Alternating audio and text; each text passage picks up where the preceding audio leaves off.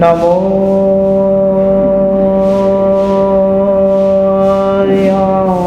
દાનમ નમો સિદ્ધાનમ નમો આયર્યામ નમો વત્સાયાનમ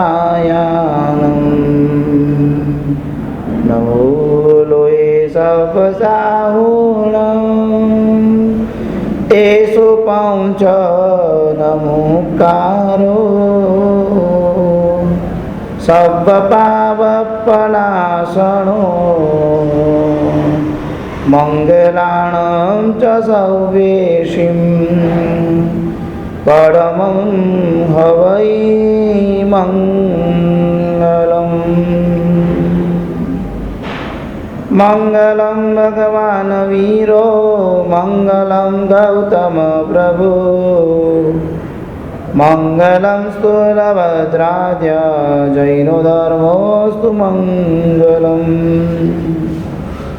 નમો દુર્વાદરાગાવી વૈરિવાર નિવારિને અર્હતે યોગિનાથાય મહાવીરાય દાયિને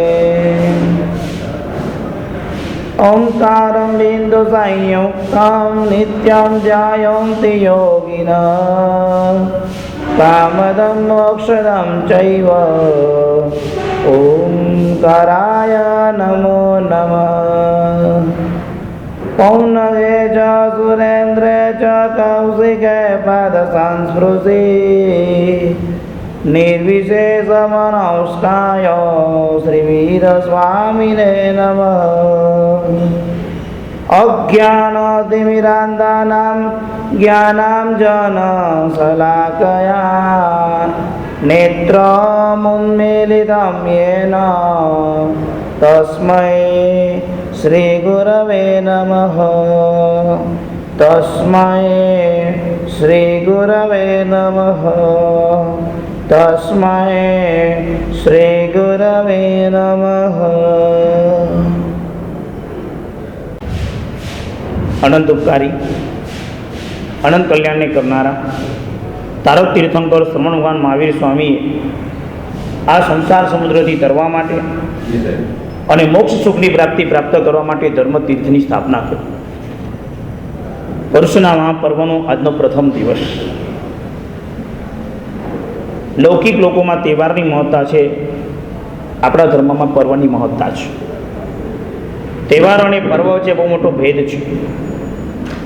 તહેવારની અંદર નવા નવા કપડાં પહેરવાના હોય, તહેવારમાં પરિવારની સાથે પર્યટન માટે નીકળવાનું હોય, તહેવારની અંદર મેવા મીઠાઈના ભોજન કરવાના હોય, તહેવારમાં રંગોળીઓ કાઢવાની હોય, તહેવારમાં પરિવારોએ બહાર અથવા કોઈના ઘરે મળવા જવાનું હોય, તહેવારની અંદર રજાનો એક આનંદ હોય.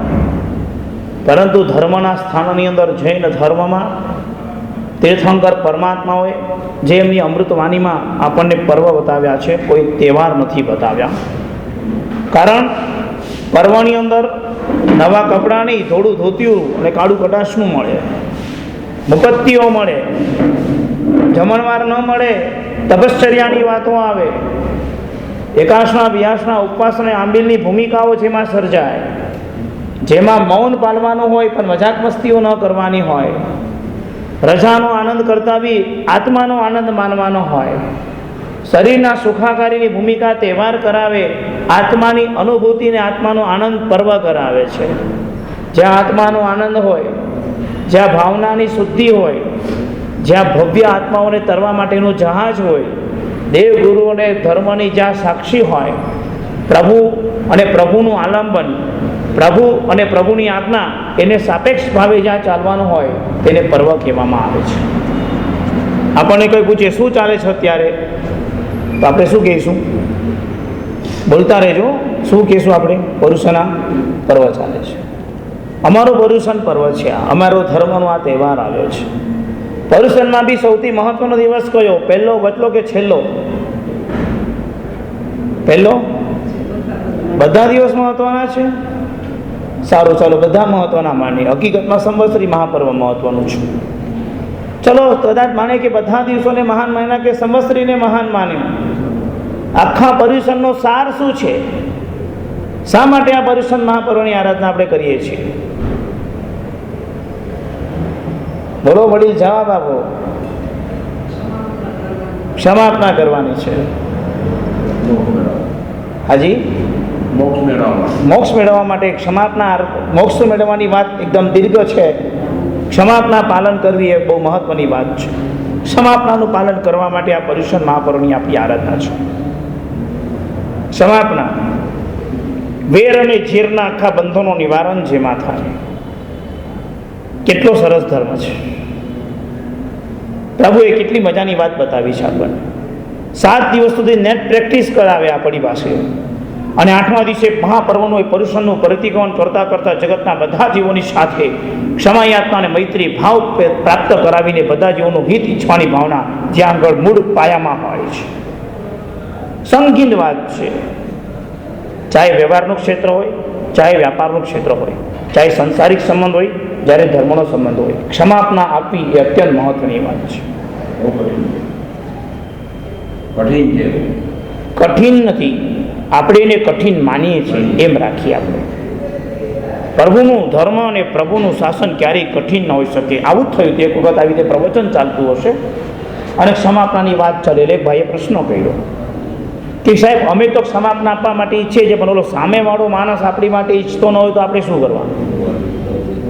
અમે તો માફી માંગવા ઈચ્છીએ છીએ, પણ ઓલો સામેવાળો વ્યક્તિ છે ને એ એક્સેપ્ટ નથી કરતો, તો શું કરવાનું?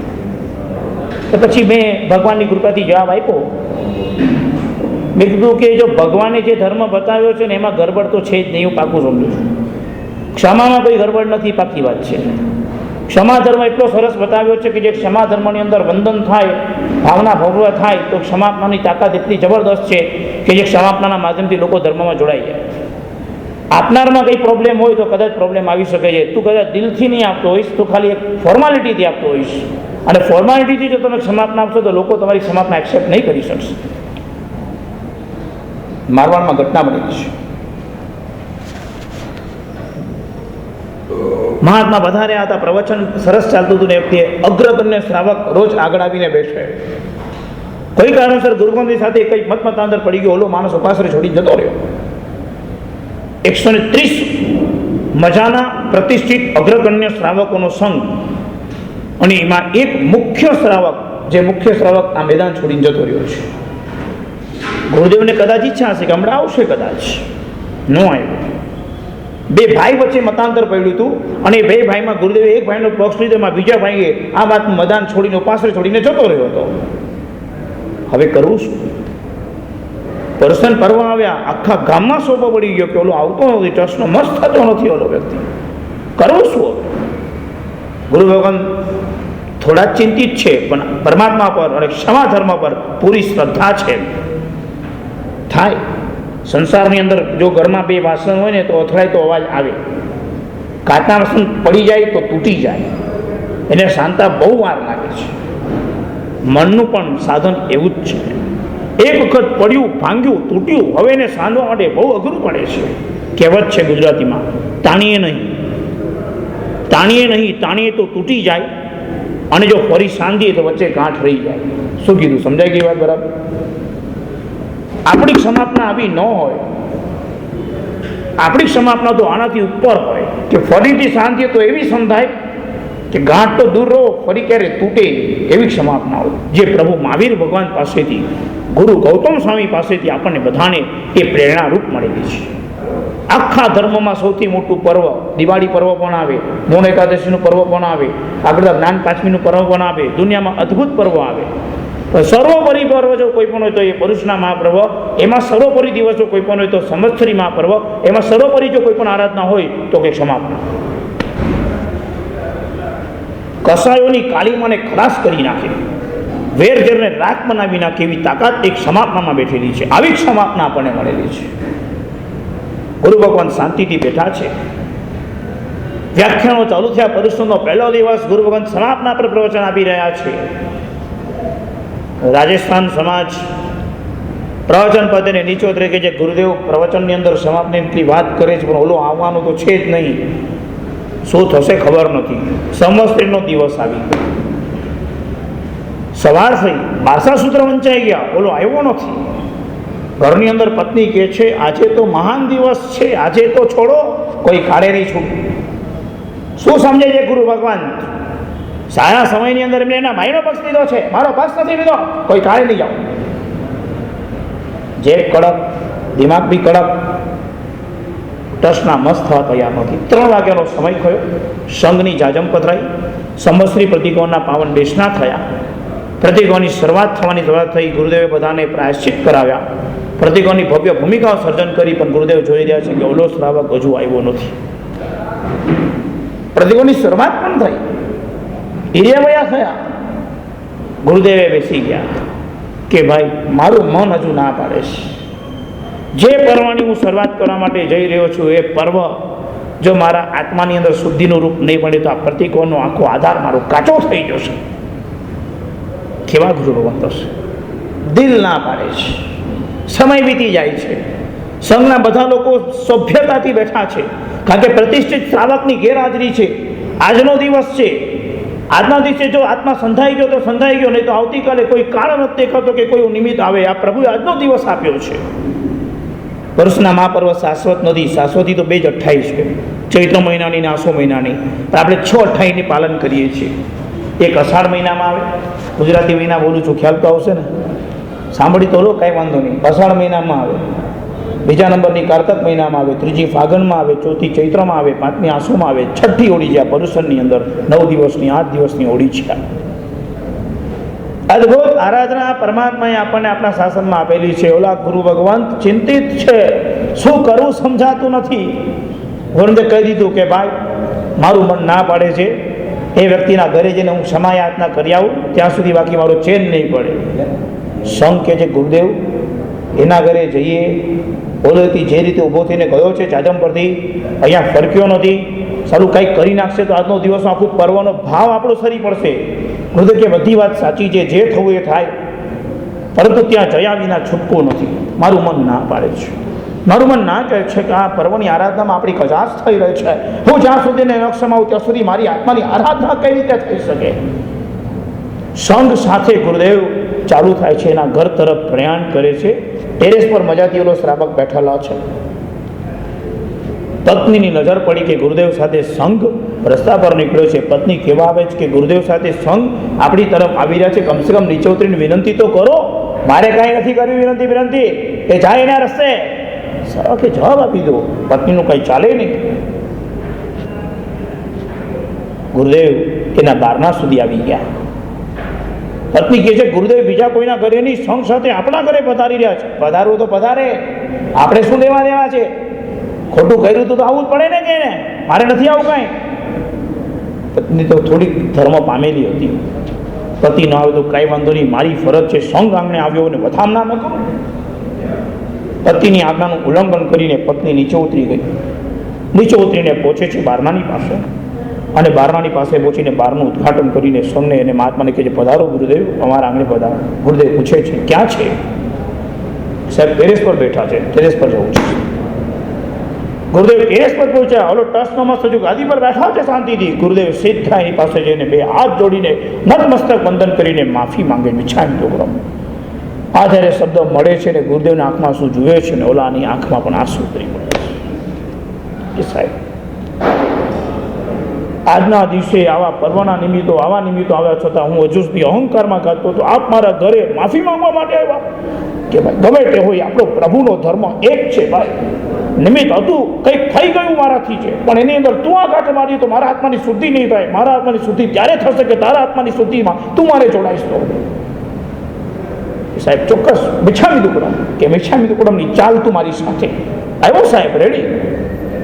ગુરુદેવની સાથે તેઓ પહોંચી જાય છે ઉપાશ્રયમાં. સંઘની સાથે પ્રતિક્રમણ કર્યું અને સંઘને વિનંતી કરી, આખો સંઘ પ્રતિક્રમણ કર્યા પછી મારા ઘરે પધારો. સંઘની અંદર મારા ઘરે આવીને મારા ઘરે બધા જે પાવન પગલાં કરો. સમસ્ત્રીનો દિવસ છે, રાત્રે જે ખાવા પીવાનું કાંઈ નથી તોય પાવન પગલાં કરો. આજનો દિવસ મારી ઇતિહાસની અંદર મંગલમય ઘડી ખાણો બનશે. કે આજે અનાયાસે ગુરુદેવના પગલાં થવા અને મારા આત્માને જેને જાગૃત કર્યો છે, આજે મારે સંઘની ભક્તિ કરવી છે. સંઘ ઘરે પધાર્યો અને બધાને ચાંદીથી પ્રભાવના કરીને સંઘની ભક્તિ કરીને પોતાના આત્માને નવપલ્લવિત કર્યું. કેવું અદ્ભુત છે પ્રભુનું શાસન, કેટલું અદ્ભુત છે. રત્નમયા શાસન છે, સુવર્ણમયા શાસન છે, આત્માની ઉન્નતિમયા શાસન છે. આજનો પર્યુષણનો પહેલો દિવસ, વર્ષના 8 દિવસો દરમિયાન શું કરવાનું છે તેની વાત આની અંદર આવે છે. પણ એ વાત કરતા પહેલા 3 પ્રકારના જીવને યાદ કરવાનો બહુ આનંદ આવે. કદૈયા, ભદૈયા અને સદૈયા. આ 3 જીવને યાદ કરવા જોઈએ. વારંવાર પર્યુષણમાં સાંભળીને આપણે આનંદ આવે. પહેલાં તમને જ પૂછી લો, તમારો નંબર શેમાં છે ભાઈ? કદૈયા, ભદૈયા કે સદૈયામાં? હા અમૂલભાઈ, એકમાં તો ઘૂસી જાઓ, એકમાંથી લાગી જશે લોટરી. સદૈયા. કદૈયા, ભદૈયા અને સદૈયા. કેવો સરસ 3 શબ્દ આપ્યા છે. આ બધું યાદ રાખજો. પેપરો હમણાં જ મોકલી દીધા છે, રાત્રે તમને પેપર આપવાના છે. પેપરના બધા પ્રશ્ન પૂછાયા છે. મને બહુ સમાચાર મળ્યા છે. ઇન્ડિયામાં ગયો તો ઇન્ડિયામાં બધાને પૂછીને આવ્યો છું. વિનયભાઈને ફોન કરેલો, જયેશભાઈને ફોન કરેલો, કુલદીપભાઈને ફોન કર્યો. તો કીધું આફ્રિકાના બધા આપણા જે પ્રજાજનમાં ઇન્ડિયનો બેઠા જ કેવા છે? મને કે બહુ જ્ઞાની છે. બધું વ્યાખ્યાન તો કે ઉપર જ લેજો, બધું પેપર અઘરું કાઢજો. બધા આવા રિપોર્ટ આપ્યા છે તમારા. એટલે તમે આટલા જો જ્ઞાની હો તો પછી મારે બધું તૈયારી તો બરાબર જ કરવી પડે ને. કદૈયા, ભદૈયા અને સદૈયા 3 પ્રકારની ભૂમિકા. જે 12 મહિના ધર્મ કરે છે તેને કહેવાય છે સદૈયા. શું કીધું? યાદ રાખજો. 12 મહિના ધર્મ કરે તેને શું કહેવાય? સદૈયા. પણ ભાદરવો મહિનો આવે ત્યારે જાગી જાય. 8 દિવસ પુરુષના મંદિર, એ 8 દિવસમાં એટલી બધી કમાણી કરી નાખે કે બાકીના બધા દિવસોમાં કાંઈ નથી કરવું, એને કહેવાય છે ભદૈયા. ભાદરવા મહિનામાં જે જાગે એ ભદૈયો. 12 મહિના જાગે સદૈયો. ભાદરવા મહિનાના પુરુષના 8 દિવસ માટે જાગે એ ભદૈયો. માત્ર સંવત્સરના દિવસે પ્રતિક્રમણ કરવા માટે કટાક્ષનું પાથરે અને જેવી જયકાર બોલાય એટલે કટાક્ષનું અભરાય પર ચડાવી દે એને કહેવામાં આવે છે કદૈયો. આ 3 પ્રકારના છે. કાળ તો એટલો આગળ વધ્યો છે, સંવત્સરીય પ્રતિક્રમણ કરનારાઓ પણ હવે ઓછા થઈ ગયા છે. મહાનગરમાં કે નાનકડા ગામડામાં લાસ્ટ યર દર્શન કરવા માટે મક્ષી નામના ગામમાં ગયો હતો. મક્ષી નામના ગામની અંદર 54 ઘર આપણા શ્રાવક શ્રાવિકાઓના, અને 54 ઘરની અંદર હું ઘરની અંદર બધાને પગે પડવા માટે ગયો હતો કે પ્રતિક્રમણ કરવા માટે પધારજો સાહેબ. હું પગે પડ્યો છું, પ્રતિક્રમણ કરવા માટે તમે આવો એના માટે હું એમને પગે પડ્યો છું. હા સાહેબ ચોક્કસ. હવે મારી 2 આંખની તો શરમ લાગે કે ન લાગે? ન આવી. જમણવારની અંદર 300 માણસ આવે અને પ્રતિકોણની અંદર 17 માણસ, એટલે કે 70 માણસ બસ. ભવિષ્યમાં હોલ ખાલી. પ્રતિકોણ કરતા નથી સાહેબ. બીજું કેમ? દુકાન છે, આજે માર્કેટ છે, ધંધો છે. અડધો કલાક ઊભો તો દુકાનમાં, એક કસ્ટમર નહોતો આવ્યો લેવા માટે. મારી સામે મેં જોયું હતું. હું તો આ વાતો કરે છે. પ્રભુ એટલો સરસ મહિનો ગોઠવીને આપ્યો કે જેમાં શોપિંગ અને માર્કેટ પણ ઓછું જ હોય એવા સમયમાં આપણે આરાધના આપી છે. છતાં પણ જીવ કચવાય છે આપણો. એક દિવસ તો એક કસ્ટમર ખોઈ નાખીશ તો જાણે એમ સંગમ દે ભગવાને માવીને ખોઈ નાખ્યા ને એવું આમ પશ્ચાતાપ થાય આપણને. કેવો પશ્ચાતાપ થાય કે સંગમને તાર્યો નહીં, એક કસ્ટમર મારાથી પાછો ગયો નહીં, દુઃખ થાય ને. ભગવાન મહાવીર સ્વામીને તો દુઃખ થાય કે ધર્મ નહોતો પામ્યો સંગમ એટલા માટે. તમને શેનું દુઃખ થાય? બોલો, ધંધામાં આપણે કંઈ માલ લીધા વગર ગયો એટલા માટે. પણ ભૂમિકા જુદી હતી. ત્યાં પ્રભુ મહાવીર એક હતા. માર્કેટમાં તમે કઈ બરોબર એક નથી, બીજા ઘણા છે, કોમ્પિટિશનો છે. છતાં પણ પ્રતિક્રમણ કરવા માટે કોઈ હાજર નહોતું થયું. 12 મહિનાની કદૈયાની ભૂમિકા એવી છે કે જેમાં કટાક્ષનું પાથરવામાં આવે છે. સદૈયો 12 મહિના માટે ધર્મ કરે, ભદૈયો માત્ર ભાદરવા મહિનામાં, અને કદૈયો માત્ર સંવત્સરી પ્રતિક્રમણમાં કરે છે. આ 3 પ્રકારની ભૂમિકાના જીવો છે દુનિયામાં. બીજા 3 પ્રકારના જીવો છે: ચકિત, ચર્ચિત અને ચિંતિત. હવે તમારો નંબર શેમાં છે વિચારી લેવાનો છો. ચકિત, ચિંતિત છો, ઓહો સરસ. ચકિત એટલે મિથ્યાત્વી આત્મા, ચર્ચિત એટલે મિશ્ર દ્રષ્ટિ આત્મા, અને ચિંતિત એટલે સમ્યક દ્રષ્ટિ આત્મા. આમ બધી દુનિયાનો રંગ રોકાણ જો એટલે ચકિત થયા, ઓ વન્ડરફુલ. Very fantastic. મને એક ભાઈ મળ્યા હતા, મને કે મારે સમાજ સેવાનું કામ કરવું છે, હું શું કરું તો સમાજ સેવા હું કરી શકું? એટલે મેં એને કીધું એક કામ કરજે કે સમાજ સેવા જો તારે કરવી તો પહેલો નિયમ એ રાખજે કે કોઈને નડતો નહીં. આ સૌથી પહેલી સમાજ સેવા તારી થશે. સેવા કરનારો નડે બહુ આપણને પાછા. અરે મેં એને પહેલો જ નિયમ આપ્યો કે તું કોઈને નડતો નહીં, એ બહુ મોટી તારી સમાજ સેવા થશે. નાનકડી ભૂમિકા છે આપણા જીવનમાં. 50, 60, 70 વર્ષની આ જિંદગીમાં માત્ર 70 પર્યુષણ આપણને કરવા માટે મળે. એમાં બાલ્ય વયના જેટલા ગયા એટલા છોડી દો, એટલે 5-6 એમાંથી માઇનસ કરવાના. પાછળની મોટી ઉંમરમાં થશે કે નહીં થશે પથારી વર્ષ, એના પાછળના 2-3 કેન્સલ કરી નાખે, એટલે 10 કેન્સલ કરી લે. વચ્ચે મળ્યા તમને ટોટલ 60 પર્યુષણ. એમાં સમજણપૂર્વક ધર્મ કેટલો? સમજણ બોલું છું, નોલેજ નથી બોલતો, ધ્યાન રાખજો. સમજણ હોય ને તો ક્ષમા આપણા ઉત્તમ હોય, સમજણ હોય તો ભવિકા આખી જુદી હોય, આનંદ હોય. પર્યુષણ આવે ત્યારે મોઢું બગડે કે આનંદ આવે છે. કઠોળ ખાવાના 8 દિવસ, લીલોતરી નહીં વાપરવાની, કેમ દિવસ નીકળશે એમ થાય. પર્યુષણ મહાપર્વમાં 8 દિવસ 28 કરવાની હોય, 8 ઉપવાસ કરવાના હોય છે. મારી ઈચ્છા છે હું ભાઈ ઘરમાં 28 હોવી જોઈએ, બરાબર છે? એક ઘરમાં 28 તો પર્વ કહેવાય. ઘરની અંદર 28 આ પર્વના દિવસો છે જેમાં તપશ્ચર્યા હોય. હજુ ઘણું આગળ જોવાનું છે, ખાલી આટલાથી અટકવાનું નથી, હજુ ઘણું આગળ વિચારવાનું છે. ઘરની અંદર 28 હોય, ઘરની અંદર પ્રભુના શાસનની ધૂન વાગતી હોય. આપણા ફાસ્ટિંગની લોકોએ નોંધ લીધી હોય કે આવું શું, આવી તપશ્ચર્યા ઘરની અંદર છે, આવું શું. છૂટું મોડું તો કોઈનું ન જ હોવું જોઈએ. વર્ષો પહેલાના જમાનામાં પર્યુષણ મહાપર્વના દિવસે કોઈ અવાજવાળી વસ્તુ ખાઈ ન શકે. ખાખરો ન વાપરે, ચકરી ન વાપરે, શક્કરપારા ન વાપરે. કારણ એ જો ઘરે જમવા માટે બેઠો હોય તો એવી વસ્તુ વાપરે કદાચ એકાશના વ્યાસનામાં કે જેમાં વાપરવામાં અવાજ ન આવે. ગામડામાંથી લોકો બહાર નીકળે ને આપણા ઘરે ખાખરા ખાવાનો અવાજ આવે તો કે આ વણ્યો છે કે કોણ છે એમ કે.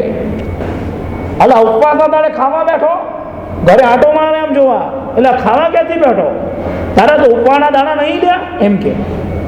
ગામડાની ભાષામાં અજયમાં બી નોંધ રાખે કે કોઠા રૂમની અંદર ઘૂસીને શાંતિથી આવું ખાખરો ખાવો તો છુપાઈને ખાય, બાકી તો અવાજવાળી વસ્તુ ન વાપરે. ક્યાં હતા આપણા એ દિવસો? લોકો આપણને કઈ રીતે જોતા હતા કે આ લોકોનો ઉપવાસ, અમારા કરતાં બી ઉત્તમ ઉપવાસ એમ કે. દિવસ રાત એક અનાજનો દાનો નહીં, દિવસે બી ઉકાળેલું પાણી એ પણ આટલું જ લેવાનું, આ બધી વાતો થાય. આવા દિવસો આપણા પ્રભુના શાસનના લોકોના મોઢે ગવાતા હતા. ઘરમાં 28નો તપ કરીને જ સમસ્ત પ્રતિક્રમણ કરવા માટે બેસી શકાય છે. થઈ શકે તો તપશ્ચર્યામાં યથાશક્તિ હોય, ફરજિયાત ન હોય. પણ શક્તિ હોય તો 58નો તપ કરીને સમસ્ત પ્રતિક્રમણની આલોચના કરવી પડે છે વર્ષની, અને પ્રતિક્રમણ કરવા માટે બેસવું પડે છે. 58ના તપ હોય, પહેલો ઉપવાસ હોય, આજે પહેલો દિવસ, આજે ઉપવાસ કર્યો હોય તો બીજા દિવસે તમને પારણામાં બેસણું કરવા માટે મળે. ત્રીજા ને ચોથો દિવસ પાછો એવો આવે કે જેમાં તમારે અછટ કરવાનો હોય. પછી 5મા દિવસે પાછું થોડુંક એક બેસણું કરવા માટે મળે. અને પછી પાછો 6ઠ્ઠો, 7મો અને 8મો દિવસ એવો હોય કે જેમાં આપણે પર્યુષણ મહાપર્વના નિમિત્તે 58ની આરાધના કરીએ. બેલો અને તેલો શબ્દ સાંભળ્યો છે ને? બેલા અને તેલા. બેલા એટલે કેટલા ઉપવાસ? બેલા એટલે કેટલા ઉપવાસ? 2. અને તેલો એટલે કેટલા ઉપવાસ? 3. બેલા એટલે 2 છઠ, તેલા એટલે 3 ઉપવાસ. બેલા અને તેલાની આરાધના આપણે કરતા હતા. બેલો ને તેલો એ તો કરવાનું. પહેલો ઉપવાસ મહાપર્વના નિમિત્તે, એટલે 6 ઉપવાસ તો કરવાના છે. હવે વચ્ચે 2 છૂટ્યા છે, તો 2 દિવસે પણ આપણે ઉપવાસની આરાધના કરી લઈએ તો 28 પૂરી થઈ જાય. 8 દિવસ આવી 28 કરવાની છે. પારણામાં અભિગ્રહ લેવાના છે આપણે કે પારણું કોના થકી કરું. કોઈ અભિગ્રહ લે, મારા મમ્મી મને પારણું કરાવે તો મારે પારણું કરું. કોઈ અભિગ્રહ લે કે મારા હસબન્ડ આવીને મને પારણું કરાવે તો હું પારણું કરીશ. કોઈ અભિગ્રહ લે મારો દીકરો આવીને મને વિનંતી કરે તો હું અભિગ્રહ પૂરો કરીશ. એક બેને એમના જીવનમાં આવા 7 અભિગ્રહ લીધા હતા કે મને પારણું કરાવ. માસક સમાનનું પારણું, પાચનનો દિવસ અભિગ્રહ હતા કે જ્યારે હું પારણું કરવા માટે બેસું ત્યારે પહેલી મને રોટલી પીરસાય તો મારે પારણું કરું. રોટલી માસક સમાનના પારણામાં કોણ પીરસવાનો હતો? એમાં વળી પાછો અભિગ્રહ પર અભિગ્રહ હતા. આ અભિગ્રહ લેવાની વિધિ પરંપરામાં છે આપણી. અભિગ્રહ લેવાના હોય આપણે, લગભગ છૂટવા લાગ્યું છે અભિગ્રહનું, તો સેટિંગ વાળું જ થઈ ગયું છે.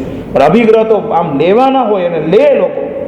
કેવા કેવા અભિગ્રહ ધારણ કરે. પહેલો અભિગ્રહ રોટલી ઓરાવે તો, નંબર 2 રોટલી આપે તો, બીજા નંબરમાં મને જ્યારે પારણું કરાવે ત્યારે 27 જણા સામે ઊભા હોય તો, ત્રીજા નંબરમાં એમાં એક ફેમિલી એવું હોવું જોઈએ, કપલ કે જે ટોટલ નવું આવ્યું હોય ઘરમાં અને અચાનક આવ્યું હોય પાછું. હવે સાંભળજો કે કેવું આશ્ચર્યની ઘટના છે, મદ્રાસની અંદર બનેલી આ ઘટના છે. આ ચોથા નંબરમાં અભિગ્રહ લીધો છે એમને પોતે, કે જ્યારે હું અભિગ્રહ કરી પહેલાં હું કબૂતરને જો હાથમાંથી દાણા હું લેવા જાઉં, એમાં સફેદ રંગનું કબૂતર આવીને જો મારા હાથમાંથી દાણા ચણે તો જ મારે અભિગ્રહ પૂરો, બાકી અભિગ્રહ પૂરો નહીં. અને જ્યારે હું પારણું કરવા માટે બેસું ત્યારે સૂર્યાસ્ત સમય થવાની નજદીકમાં હોવો જોઈએ ત્યારે. હવે વિચારો, હવે આવા અભિગ્રહ પારણામાં લીધા હોય તો એક બીજું માસ્ટરસન પૂરું થઈ જાય, ખબર નહીં ભાઈ ક્યારે પૂરું થાય. બધું પાંચમનો દિવસ સવારના સમયમાં ગુરુદેવ, હા હજુ એક અભિગ્રહ હતો કે ગુરુદેવ આચાર્યગણ વગર વિનંતી મારા ઘરે પગલાં કરવા આવે તો. આવા અભિગ્રહ લીધા હતા એ બેને મદ્રાસના માસક સમનના પારણામાં. અચાનક અનાયાસે ગુરુકુળથી રસ્તામાંથી પસાર થઈને નીકળતા હશે અને એમાં રસ્તા પર સમાજ પણ કે સાહેબ આના ઘરે લાઇટિંગ છે ને માસક સમન છે, શું વાત કરો છો, ચાલો જતા. કે સાહેબ નહીં હશે કે પછી વિનંતી કરશે પાછું મારે ક્યાં આવું, એટલે અનાયાસે સાહેબ પહોંચી ગયા. આચાર્યગણના અચાનક પગલાં થઈ ગયા. પહેલો અભિગ્રહ પૂરો થયો. ઉપર કબૂતર આવતા હતા અને કબૂતરને ચણાવવા માટે બેન ગયા તો સફેદ કબૂતર આવીને દાણા ચણી ગયું. બપોરે 12 સુધી માટલા ગાર્યો પૂરા થઈ ગયા. 4 વાગ્યાનો સમય થયો અને એ સમયમાં અચાનક એક કપલ ગાડી લઈને નીકળ્યું છે અને ગાડી એના ઘર આંગણે જ અટકી ગઈ. ગાડી ચાલુ જ ન થાય. અરે બધા કે ભાઈ ગાડી આગળ પાછળ કરો ને, મહેમાન તરીકે આવ્યો તો જરા ઉપર પારણું તો પારણું કરી આવો તમે. તો કે શેનું પારણું આવ્યું? ઉપર માસક સમાનના તપસ્વી છે, તમે એના મહેમાન હશો કદાચ, પણ ગાડી જરા સાઈડ પર કરો કે ગાડી ચાલતી નથી. તો કે કામ કરો, પારણું કરી આવો, ગાડી ચાલુ થઈ જશે. કોઈ આવું એમ કીધું. ઉપર છે અજાણ્યા લોક છે, પરિચિત તો છે નહીં છતાં ઉપર છે. ઉપર ચડીને એના પોતાના ઘર આંગણે ત્યાં પહોંચ્યા અને ત્યાં જઈને કીધું પારણું કરો. તો કે તમે કોણ? તો કે અમે તો ખબર નથી, અમારી ગાડી ખટકાઈ ગઈ એટલે અમે ઉપર આવ્યા છો. કે ફાઇન. પહેલું શું આપે? તો કે રોટલી લાવો. રોટલી હોય તો પહેલાં આપણે રોટલીથી બારનું કરાવે. અચાનક એ ભાઈ એમ બોલ્યા, રોટલીથી બારનું કરાવો. સાંજે 4 વાગે તો રોટલી જ વાપરશે, બીજું શું વાપરશે? અભિગ્રહ પૂરો થઈ ગયો, પારણા થયા. આ પ્રભુનું શાસન. અભિગ્રહ પૂરો ન થાય તો એ આનંદ, અભિગ્રહ પૂરો થાય તો એ પ્રભુની કૃપા. પ્રભુ આટલું ધ્યાન રાખો છો, અભિગ્રહ પૂરા થાય છે. કદાચ અભિગ્રહ પૂરો ન થાય કાંઈ વાંધો નહીં, મળે તો સંયમ વૃત્તિ, ન મળે તો તપોવૃત્તિ. આ સ્લોગન ચાલે આપણા. આવા નિમિત્તોથી આપણી આરાધના આગળ ચાલતી હોય છે. આવું અદ્ભુત આપણું શાસન પ્રભુનું છે. આ પર્યુષણના 8 દિવસો દરમિયાન 5 પ્રકારના કર્તવ્ય આપણે કરવાના છે. પર્યુષણની વ્યાખ્યા શું? પરિઉષણ. પરી એટલે ચારે બાજુ ભટકતો આત્મા છે એને, ઉષ એટલે એક જગ્યાએ વાસ કરવો, એક જગ્યાએ લાવીને મૂકી દેવો. શરીરથી ફરો છે એની વાત નથી કરતો. આત્માથી જે ફરી રહ્યા હતા, વિચારોથી જે ફરી રહ્યા હતા, ચિત્તથી જે ફરી રહ્યા હતા, બુદ્ધિથી જે ફરી રહ્યા હતા, આવા ભટકતા આત્માને એક જગ્યા પર લાવીને બેસાડી દેવો, તેને કહેવાય છે પર્યુષણ. ઔષધ કરવાના 8 દિવસ પર્યુષણમાં વિધિ આ છે, જેને 64 પ્રહરી ઔષધ કહેવાય છે. એમાં થઈ શકે તો 24 કરવાની છે, એટલે પાણી પણ નહીં વાપરવાનું અને વાપરવાનું પણ નહીં, કશું જ નહીં. 24 કરવાની છે. ન થઈ શકે તો 23 ન થઈ શકે તો આંબીલ કરે, છેલ્લો ઉપવાસ કરે, અને ન થઈ શકે કોઈ શક્તિ તો કદાચ એકાસના તો કરે જ. આ આરાધના છે આપણી. કર્મ ખપાવવા માટેની ને મૂડી કરવાની, માલામાલ થવાની આપણી આરાધના, એટલે આપણું પર્યુષણ. આવું અદ્ભુત પર્યુષણ, આવી અદ્ભુત આરાધના તમને અન્ય કોઈ દર્શન કે અન્ય કોઈ ધર્મમાં મળી ન શકે. આપણા પ્રભુના શાસન આવી આરાધના આપણને મળે છે, કે જેમાં આત્માની નિર્મળ શુદ્ધિની વાતો છે. શરીરને કષ્ટ આપીને આત્માને શુદ્ધ બનાવવાનું, પવિત્ર કરવાનું સાધન આ પર્યુષણ મહાપર્વમાં આપણને મળેલું છે. પહેલા કર્તવ્યમાં પ્રવેશ કરીએ, અમારી પ્રવર્તન. 5 કર્તવ્યના નામ બરાબર યાદ રાખજો. નંબર 1, અમારી પ્રવર્તન, નો હિલ, કોઈ પણ પ્રાણીને મારવું નહીં. નંબર 2, સાધર્મિક ભક્તિ, આપણા સમાન ધર્મવાળા સાધર્મિકોની આપણે બોલાવીને ભક્તિ કરવી. નંબર 3, અઠ્ઠમ તપ. નંબર 4, ક્ષમાપના. અને નંબર 5, ચૈત્ય પરિપાટી. આ 5 પ્રકારના કર્તવ્યનું આપણે વર્ણન કરીશું. અમારી પ્રવર્તન. જૈના અને જીવદયા એ જૈન શાસનની દેવી છે. જીવ રક્ષા અલગ વસ્તુ છે, જીવદયા અલગ વસ્તુ છે, અને જૈના અલગ વસ્તુ છે. ઘરની અંદર ચૂલો ચાલુ કરતા પહેલા કુંજનીથી પ્રમાજના કરીને જેટલા પણ નળ છે, નળને થેલી બાંધી, એ જૈના છે. સાવર નીચે શ્રાવક ક્યારેય ન નાય, અળગન પાણીમાં શ્રાવક ક્યારેય ન નાય. એ બહુ પાપ ભીરું હોય. એક ગ્લાસ અડગણ પાણી વાપરવાથી 7 કંપાલા બાળી નાખ્યા જેટલા પાપ આપણા શાસ્ત્રકારોએ બતાવ્યા છે. નાવાનું જ છે ને. મગ લઈને આમ ડોલથી લાવીએ તો એમાં કાંઈ ફરક નથી પડતો. નેચરલ જે પાણી પડે છે તે અડગણ છે. એ અડગણ પાણીમાં નાહવાથી ભયંકર પાપ બંધાય છે. આત્માની શુદ્ધિ ક્યારે કરશું? બીજા જીવોને દુઃખી કરીને, બીજા જીવોને કિલામના કરીને, બીજા જીવોને ત્રાસ આપીને ક્યારેય પણ સુખ મળ્યું નથી, મળતું નથી ને મળશે પણ નહીં. એક ડોલ મેક્સિમમ, અડધી ડોલથી ચાલે તો અડધી ડોલથી પણ સ્નાન કરી લેવું એ પરમાત્માની આજ્ઞા છે. અમારી પ્રવર્તન પહેલાં જીવમાં જોઈશે, પહેલાં આત્મામાં કરવી પડશે, પછી દુનિયામાં જોઈશું ને પછી વિશ્વમાં જોવા જઈશું. હું કતલખાનાની વાતો કરવા માટે બેસું ને આપણા ઘરની અંદર શેમ્પુ જ કતલખાના હોય તો કેવું આશ્ચર્ય લાગે? ફરક પડે? હું બીજી વાતો કરતો તો એક ભાઈ મને કે સાહેબ તમે કોલગેટ વાપરો છો? બીજું ના. તો કે તમે એવી કઈ વસ્તુ વાપરો છો કે જેમાં હિંસા થતી હોય? બીજું એક કે નથી વાપરતું. મને કે બને જ નહીં કે તમારે. બોલો એ નથી બંધ વાપરતો તું એ કે બને નહીં તો અરે તમે જે કપડાં પહેરો ને કપડાની અંદર જે આવે ને એમાં જીવ છે. ખાદી પહેરો કે તમને ભાઈ તારી વાતો 100% સાચી છે, પણ ખાદી હોય ચામડીમાં સસ્તી નથી, ગરમી લાગે, મજા નથી આવતી કે ચાલે જ નહીં. તમારું જીવનને જો તમારે પવિત્ર બનાવો તો આપણી એક પણ નિમિત્ત એવું ન હોવું જોઈએ. મિત્રો તમારી વાતને ભાવના સારી છે, હું વિચાર કરીશ ભવિષ્યમાં શું કરું કે અમારી પાસે ઘણા શ્રોતા એવા હોય ને ક્યારેક અમારા ભગવાન હોય પાછા, એટલે અમને પકડે બહુ પાછા ક્યારેક આવા ફસાઈ. પણ વાત તો ઉત્કૃષ્ટ જ કરીશ કે પ્રભુનું શાસન આપણને જે કહે છે અમારી પ્રવર્તનને માટે એ બહુ મહત્વની વાત છે. અમારી ન મારી ઇતિ અમારી. કોઈ પણ જીવને મારવું નહીં. કોઈ પણ જીવને મારવું નહીં એટલે મારી નાખવું નહીં એમ નહીં. આપણા નિમિત્તે કોઈ પણ જીવને ત્રાસ પડવો જોઈએ નહીં. આપણા નિમિત્તે કોઈ પણ જીવને દુઃખ પહોંચવું જોઈએ નહીં. અમારી પ્રવર્તન છે. ગાડીને પાર્કિંગમાં મૂકી દીધી છે તમે. પાર્કિંગમાં મૂક્યા પછી તમારી પાછળ બીજો કોઈ માણસ ગાડી મૂકીને જતો રહ્યો છે. તમારો સમય તો તમે નીચે ઉતર્યા, તમારી ગાડી નીકળી શકે એમ નથી. હવે શું કરશો? ક્લેશ કરશો?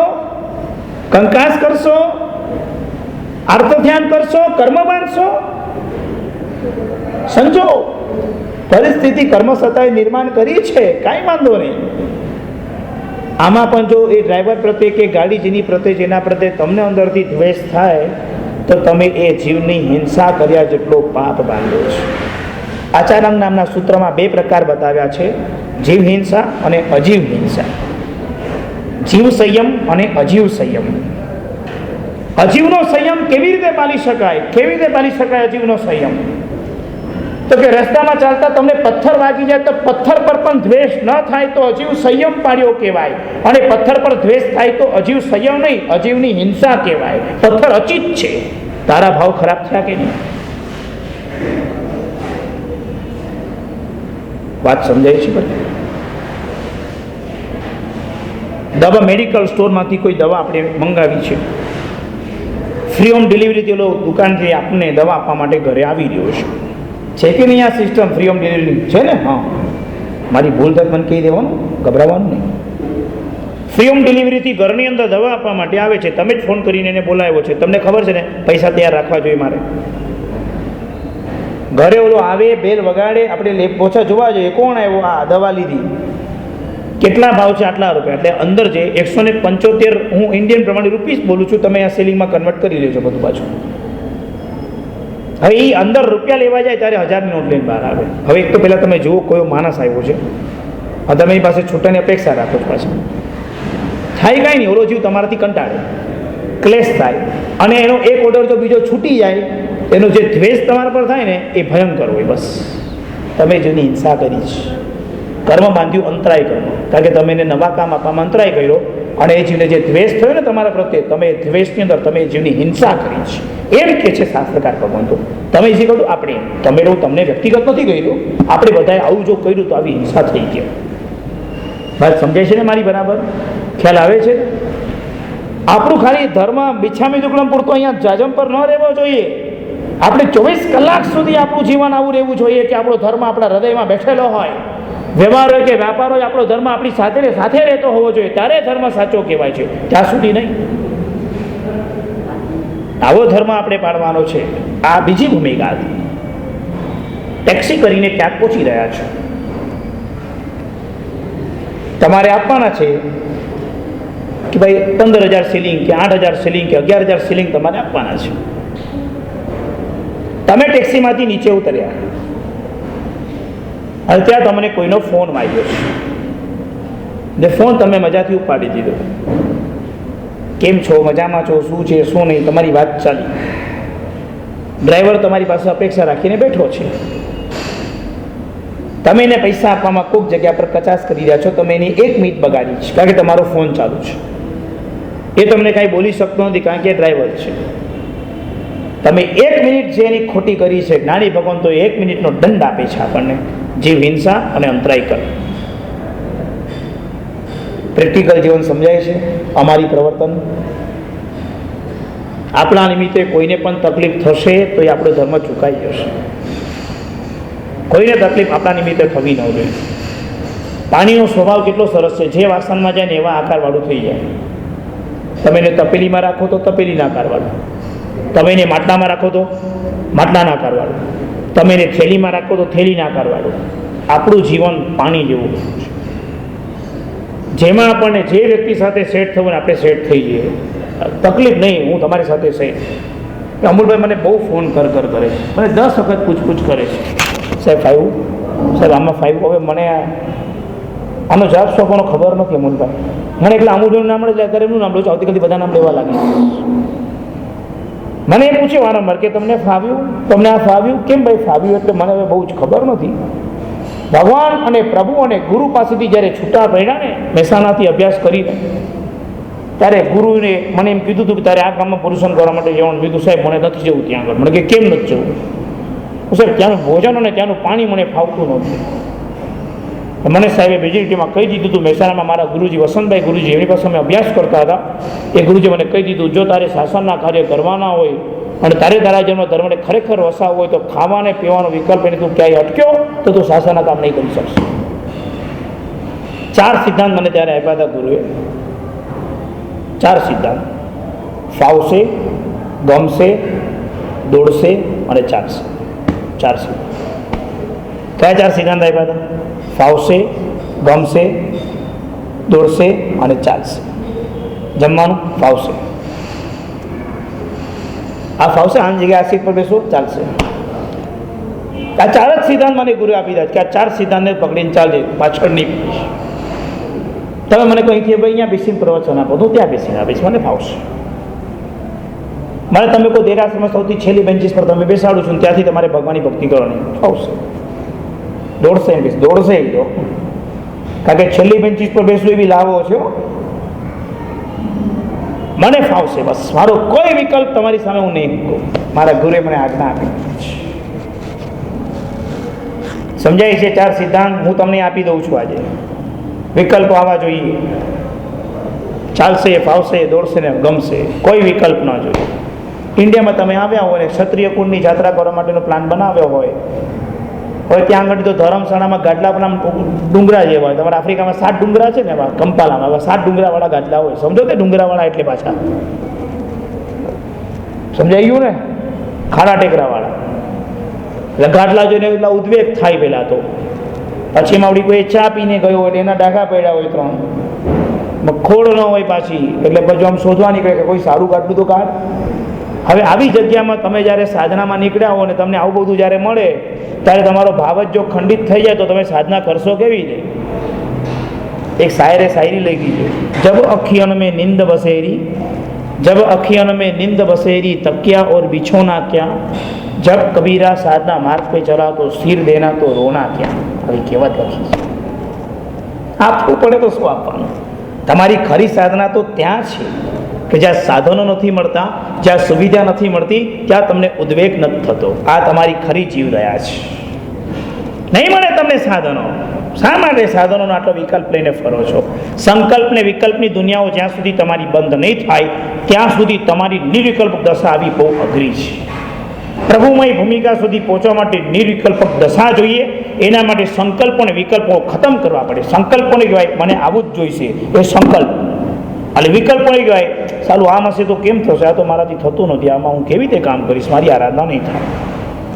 અમે સમેત શિખરની યાત્રાનો એક પ્રવાસ મૂકેલો, ત્યાં પરમાત્માની ભક્તિ કરવા માટે જવાનું. યાત્રા પ્રવાસ ચાલુ થયો હશે અને એમાં વળી કુદરતી સમેત શિખરની અંદર એ વાતથી હું 8-10 વર્ષ પહેલાંની તમને વાત કરું છું ને, સુવિધા થોડીક ઓછી. બાથરૂમમાં એન્ટ્રી થઈ તો પેલા પાણી જ બધું પડ્યું હોય, એના પરથી છપછપિયા કરીને બાથરૂમ સુધી પહોંચવાનું. બહારનું અડધું બંધ કરતા દમ નીકળે ને પછી પૂરું બંધ તો થાય જ નહીં. વખતે એવું હતું, લાઇટ બાઇટ હોય નહીં. એટલે આપણે બહારથી પહેલાં અંદાજ લેવાનો કે આપણે ડોલ અહીંયા પડી ને ભરીને પહેલાં બેઠા છીએ અને આપણા મગ અહીંયા મૂક્યો છે, આપણે ખંખોડિયા ખાઈને બહાર આવવાનું છે. અંધારા બહારનું બંધ કરે તો કાંઈ દેખાય જ નહીં આપણને, આવી હાલત. એટલે અમારા સંઘપતિ મૂંઝાઈ ગયા. સંઘ લઈને આવે મુખ્ય તેને સંઘપતિ કહેવાય.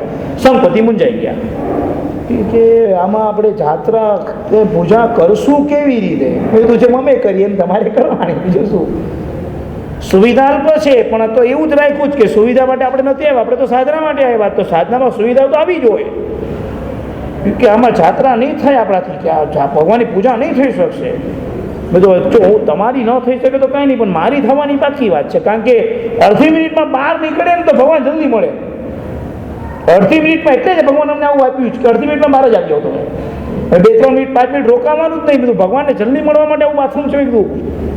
એ ટ્રસ્ટના મસદ ન થાય. અમારી પૂજા થઈ ગઈ, સ્નાત્ર પૂજા થઈ ગઈ, ભગવાનની ભક્તિ થઈ ગઈ, બધું પૂરું થઈ ગયું. ઓલા ભાઈ જો આટા જ મારતા હતા, કારણ કે શોધતા હતા કે કોઈ માણસ મળે, બાથરૂમ સાફ કરાવવું, પછી મારું પાણી મુકાવું. બધું ભગવાન હવે આને ભગવાન મળે તો એ ભલો ભલો છે, પણ હવે આટલું મળે કે ન મળે કાંઈ નહીં, આપણે ભગવાન મળે. એટલે અમે બધા તો બધું પાછા આવ્યા. મેં કીધું તમારી વાડકી રાખીને આવ્યો જ કેશોરની સુવિધા રૂપે, તમે પૂજા કરજો, ભગવાન રાહ જુએ જ તમારી. શું કહું બીજું પછી એમને? ભગવાન તમારી રાહ જોઈને કહ્યું તો ગયો, બીજું કાંઈ નહીં. ભગવાન આપણી રાહ જોઈએ કંઈ શોભા લાગે જ મેં કીધું. સંપત્તિ તો ન જ માન્યા. પછી છેલ્લે એને કાંઈ સુવિધા તો ન મળી. પછી એને ગમે તેમ કરીને ખંખોડિયા ખાધા અને પાછા આવ્યા. આપણે એટલો બધો અફસોસ વ્યક્ત કર્યો, એટલો જીવ બાળ્યો. પાછું તો એમ નક્કી કરી નાખ્યું કે હવે જિંદગી મેં કભી દર આએગા ही નહીં. બધું મર્યા. હવે તો આ ભગવાન આ સિમંદર દાદાના સંવત્સરમાં ગયા અને એકાદ જો સુવિધા થઈ જાય તો આ લોકો તેમ જ કહેશે કે ભાઈ હવે ભગવાનના સંવત્સરમાં જ નહીં આવું. મેં કીધું પણ આમાં આટલો ઉદ્વેગ ન કરવાનો હોય. આપણે ધર્મમાં તો આમ લખ્યું જ કે શાંતિ રાખવાની, એટલે કે પરમ શાંતિ. પણ આપણો જીવ દયાનો જીવ વિચાર છે ને દેખાતો જ નથી કે અહીંયા ક્યાંય. મેં તું ભાઈ જો એવું વાત તમારી સાચી છે, સુવિધાઓ નથી અહીંયા આગળ, પણ આપણે એમાં ઉદ્વેગ કરવું એ ખોટી વાત છે. સુવિધા ન મળે આપણી પ્રોબ્લેમ છે, આપણા પુણ્ય ઓછા છે કે આપણને સુવિધા નથી મળતી, પણ આપણે ઉદ્વેગ થાય ખોટી વાત છે. વાત સમજાય છે? દુનિયા સરસ ચાલે તો જ હું સીધો ચાલું, આ સિદ્ધાંત રસ્તા પર રહેલા વ્યક્તિઓનો હોઈ શકે છે. કે દુનિયા સીધી ચાલે તો હું સીધો ચાલું, આ સિદ્ધાંત રસ્તા પરના વ્યક્તિનો હોઈ શકે છે. તો હું સીધો ચાલું ત્યારે દુનિયા મને સીધી જ દેખાય, આ સિદ્ધાંત આ પ્રભુના શાસનમાં પામેલા લોકોનું હોઈ શકે છે. ગુજરાતીમાં એક કહેવત તમે વારંવાર સાંભળી હશે, જેવી દ્રષ્ટિ એવી સૃષ્ટિ. તમે બ્લેક ચશ્મા પહેરશો તો દુનિયા તમને બ્લેક દેખાશે, તમે વ્હાઇટ ચશ્મા પહેરશો તો દુનિયા તમને વ્હાઇટ દેખાશે, તમે રેડ ચશ્મા પહેરશો રેડ ફ્રેમવાળા તો તમે દુનિયા તમને રેડ દેખાશે. આ સિદ્ધાંત છે કે જેવી દ્રષ્ટિ એવી સૃષ્ટિ તમારી સામે આંખ સામે આવવાની છે, એમાં કોઈ શંકાને સ્થાન નથી. પણ આપણે તો જે જીવદયા પાડવી છે, મારા થકી બીજા જીવને ત્રાસ પડવો જોઈએ નહીં. નંબર 2, બીજા જીવને ત્રાસ પડે એવી કોઈ પ્રવૃત્તિ હું કરીશ નહીં. નંબર 3, મારું જીવન એવું જીવીશ કે જેને કારણે બધા જીવો મારાથી સુખ પામે. અને નંબર 4, બધા જીવોને જો સુખ મળતું હોય અને એમાં મારે કોઈ દુઃખ લેવાનું હોય તો એમાં મારે ક્યારે અફસોસ કરવો નહીં. સમજાય છે બરાબર? ખ્યાલ આવે છે? યાદ તો નહીં રહ્યું હોય, કારણ કે કાગળ પેન તો લઈને આવ્યા નથી કોઈ લખવા માટે. બધા સેના વેનાની બહેનો ને ભાઈઓ લાગો છે અહીંયા આગળ. ઓલી હતી ને સુલભદ્રજીની 7 બહેનો હતી એવી, જક્ષા, જક્ષદીના, ભૂતા, ભૂતદીના, સેના વેના રેના. પેલી 1 વાર સાંભળે તો યાદ રહી જાય, બીજી 2 વાર સાંભળે તો યાદ રહી જાય, ત્રીજી 3 વાર સાંભળે. તમે બધા કોણ છો? જક્ષા. સાંભળવા યાદ તમને તો યાદ રહી જતું હશે નહીં? અચ્છા, એક પ્રશ્ન પૂછું, વ્યાખ્યાન સાંભળવા આવ્યો છો કે સમજવા આવ્યા છો? જવાબ તો આપો ભાઈ, ઊંઘ આવશે તો વ્યાખ્યાનમાં સાંભળીને સમજવા. હા, એટલે સમજવા આવ્યો છે, ખૂબ આનંદ થયો મને સાંભળીને. એટલે 8મા દિવસે તમારી એક્ઝામ લઈશ, મને બધાના ચહેરા અત્યારે ક્લિક થઈ ગયા છે, બસ ફાઇન. અને આ રેકોર્ડિંગ બી અહીંયા રાખી દીધું છે, એટલે બધું રેકોર્ડિંગ પણ થાય છે અહીંયા આગળ. તમે બોલ્યા રેકોર્ડિંગ કરી દીધું છે પાછું. થોડું કામ જાસૂસી વાળો માણસ છું, ઇન્ડિયા જઈને તમને સાંભળવાના જ બધાને કે ત્યાંના લોકો કેવું સાંભળતા હતા ને, એટલે તમને પૂછું એટલે આમાં બધું રેકોર્ડિંગ થાય છે આની છે. ને બધું રેકોર્ડિંગ ઇન્ડિયામાં સાંભળવાના છે બધા. બરાબર બોલ્યા છો, તમે સાંભળીને સમજવા આવ્યા છો. એટલે હું ત્યાં બધાને કીધું તમે સાંભળવા જ આવો છો, અને અમારા આફ્રિકામાં બેઠેલા બી કંપાલાના મહાનુભાવો તો સાંભળવાપૂર્વક સમજવા આવ્યા હતા. એટલે પછી મને પૂછશે કે સમજ્યા શું, એટલે મારે કેવું પડશે, ધ્યાન રાખજો, નાક ને આંખ બધું રહેવા દેજો મારું, નહીં તો બધું કપાઈ જશે આમને આમ. પાછું સાંભળવા માટે આવી આમ બોલો રેતીમાંથી પોતાને ખંખેરીને બધું અહીંયાથી ખંખેરીને જશે. બસ સમજવા આવે તો આખા પ્રવચનમાંથી આજના મેં 3 મુદ્દા તમને બતાવ્યા છે. પહેલો મુદ્દો બતાવ્યો કે ચાલશે ગમશે ફાવશે દોડશે, આ સિદ્ધાંત અપનાવી દેજો. બીજો સિદ્ધાંત તમને બતાવ્યો છે મેં કે જે મેં તમને કહ્યું હતું કે આપણા નિમિત્તે કોઈને ત્રાસ પડવો ન જોઈએ, ઉદ્વેગ ન પડે. આપણા જીવનમાં રોજ એક પ્રસંગ એવો બનાવીએ કે આપણે કોઈની અનુકૂળતા જોઈને આપણી અનુકૂળતા સેટ કરી આપણે જિંદગી જીતી જઈશું. જરૂર નથી આપણા પુણ્યમાં કે આપણા પ્રમાણે દુનિયા ચાલવી જોઈએ, પણ જરૂર એ ચોક્કસ છે કે દુનિયા જેમ ચાલે હું પણ ચાલતા શીખું. આ પ્રભુનો સિદ્ધાંત છે. ચંડકોશિક આ દુનિયામાં બેઠો છે. નગરના લોકો આવીને પ્રભુ મહાવીરને રોક્યા કે પ્રભુ મહાવીર ત્યાં નહીં જાવ, રસ્તો બંધ છે, ભયંકર છે, સાપ છે, નાગ છે. આત્મધ્યાની પ્રભુએ જાણી લીધું કે અંતરથી તે આત્મા ઉત્તમ છે. જગતના જીવોનો આ માર્ગ લાંબો હતો, આમ લાંબા ફરીને ગામમાં પહોંચે છે. આ શોર્ટકટ મેન માર્ગ બંધ થઈ ગયો છે. આ જગતના જીવોની અનુકૂળતાઓ ભાંગી ચૂકી છે. રિસ્ક લઈ લઉં ચાલે. બધા કે જે આ પ્રભુ મહાવીર સમજતા નથી, આ હમણાં મૃત્યુ થવાનું છે કે આમ. બહારના લોકો કેટલાક વડીલો ચિંતિત થયા, કેટલાક ચકિત થયા, કેટલાક ચર્ચિત થયા, બધા પ્રકારની ભૂમિકાઓ થઈ. પ્રભુ અંદર પહોંચી ગયા. 7 દિવસ સુધી પ્રભુ ત્યાં અખંડ રહ્યા. ચંડકોશિકને તારી દીધો પ્રભુ. કસાયો ખલાસ કર્યા. પ્રભુની હાજરી, ક્ષમતાની સુવિધા આપી દીધી પ્રભુએ. જંગલમાં વર્ણન કરે છે કે પ્રભુ જ્યારે જતા હતા ત્યારે જંગલો બધા બળી ગયા હતા.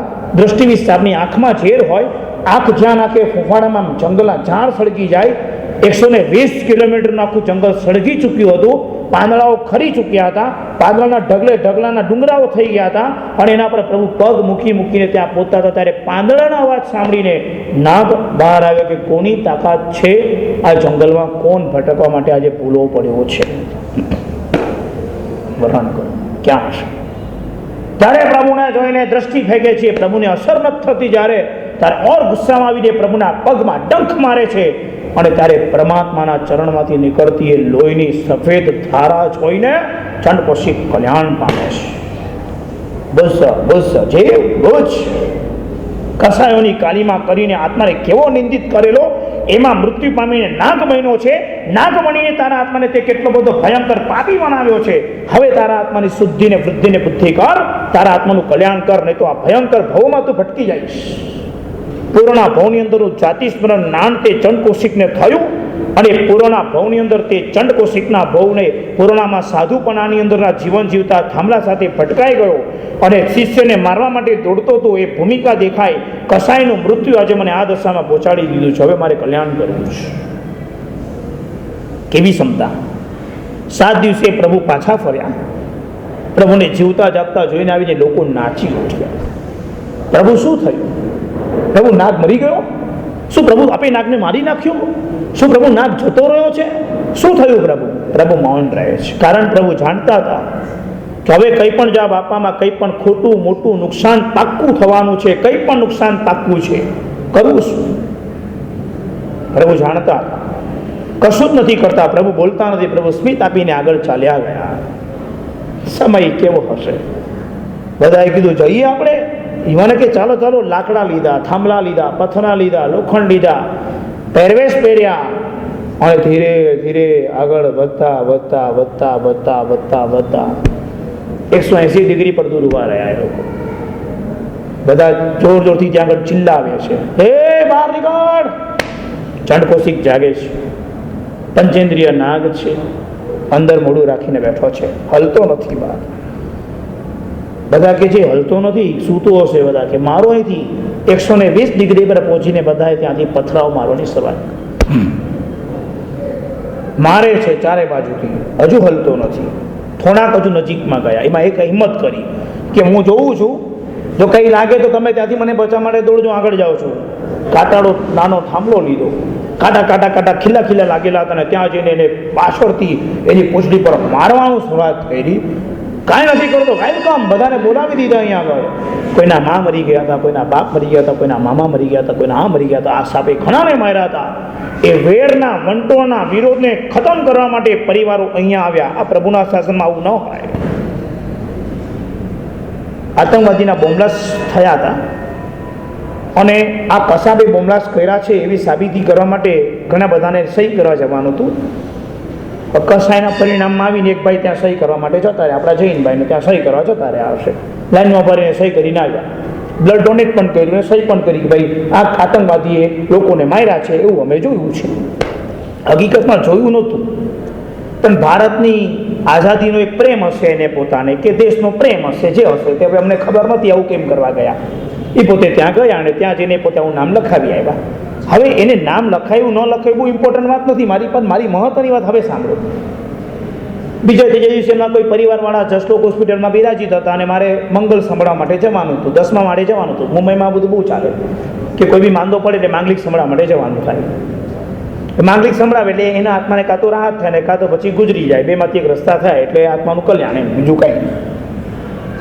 માંગલિક સંભળવા માટે ગયા. રાતના 10 વાગે અમને એન્ટ્રી મળી હતી. એપોઇન્ટમેન્ટ 10 વાગ્યાની મળી હતી. ડૉક્ટરની ઓળખાણથી 10 વાગે ઉપર પહોંચી ગયા. માંગલિકને બધું પૂરું થયું એટલે એ ભાઈને અંદરથી કાંઈક થયું. એ મને કે સાહેબ મારે એક પ્રશ્ન પૂછવો છે. મેં તો પૂછું. તો કે મેં આવું આતંકવાદીમાં નામ લખાવ્યું છે, મેં કંઈ ભૂલ કરી છે? મેં કીધું ભાઈ તમને કંઈ ફાયરિંગમાં ગોળી વાગી? તો કે ફાયરિંગ ગોળી શું, એનો અવાજ એનો જ સાંભળ્યો મેં. તો કે હું તો એરિયામાં નહોતો, હું તો ઘરે એસીમાં બેઠો હતો. તો કઈ ખુશીમાં લખાવા ગયા નામ? મને કે મારાથી રેવાયું નહીં એટલે હું ગયો. કીધું રેવાયું નહીં, તમારી વાત સારી છે, પણ તમને કર્મ તો બંધાશે કે ભાઈ કાશોને જેટલી તકલીફ પડશે, જેટલી હિંસા થશે, બધામાં તમે સહભાગી બન્યા છો. એ ભાઈ કે મરી ગયો, હવે સારું શું થશે? તો પ્રભુનું શાસન બરાબર સમજો. અહીંયા જે તમારું ખરાબ કરે ને, તમારું, એને પણ માફી આપવાની વાત છે. તો બીજાને ક્યાં વિચાર કરવાનો છે?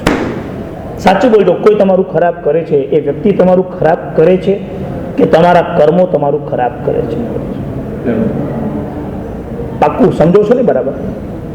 નંબર 2, એ કર્મો તમે બાંધ્યા હતા ત્યારે થયા છે કે ભૂલથી કર્મો આવીને તમને વળગી ગયા છે? સાચું બોલજો. તો હકીકત કોણ આમાં ગુનેગાર છે? કેટલી મજાની વાત ઉત્તરાધ્યયન સૂત્રમાં લખેલી છે. એક કૂતરો છે ને એક સિંહ છે.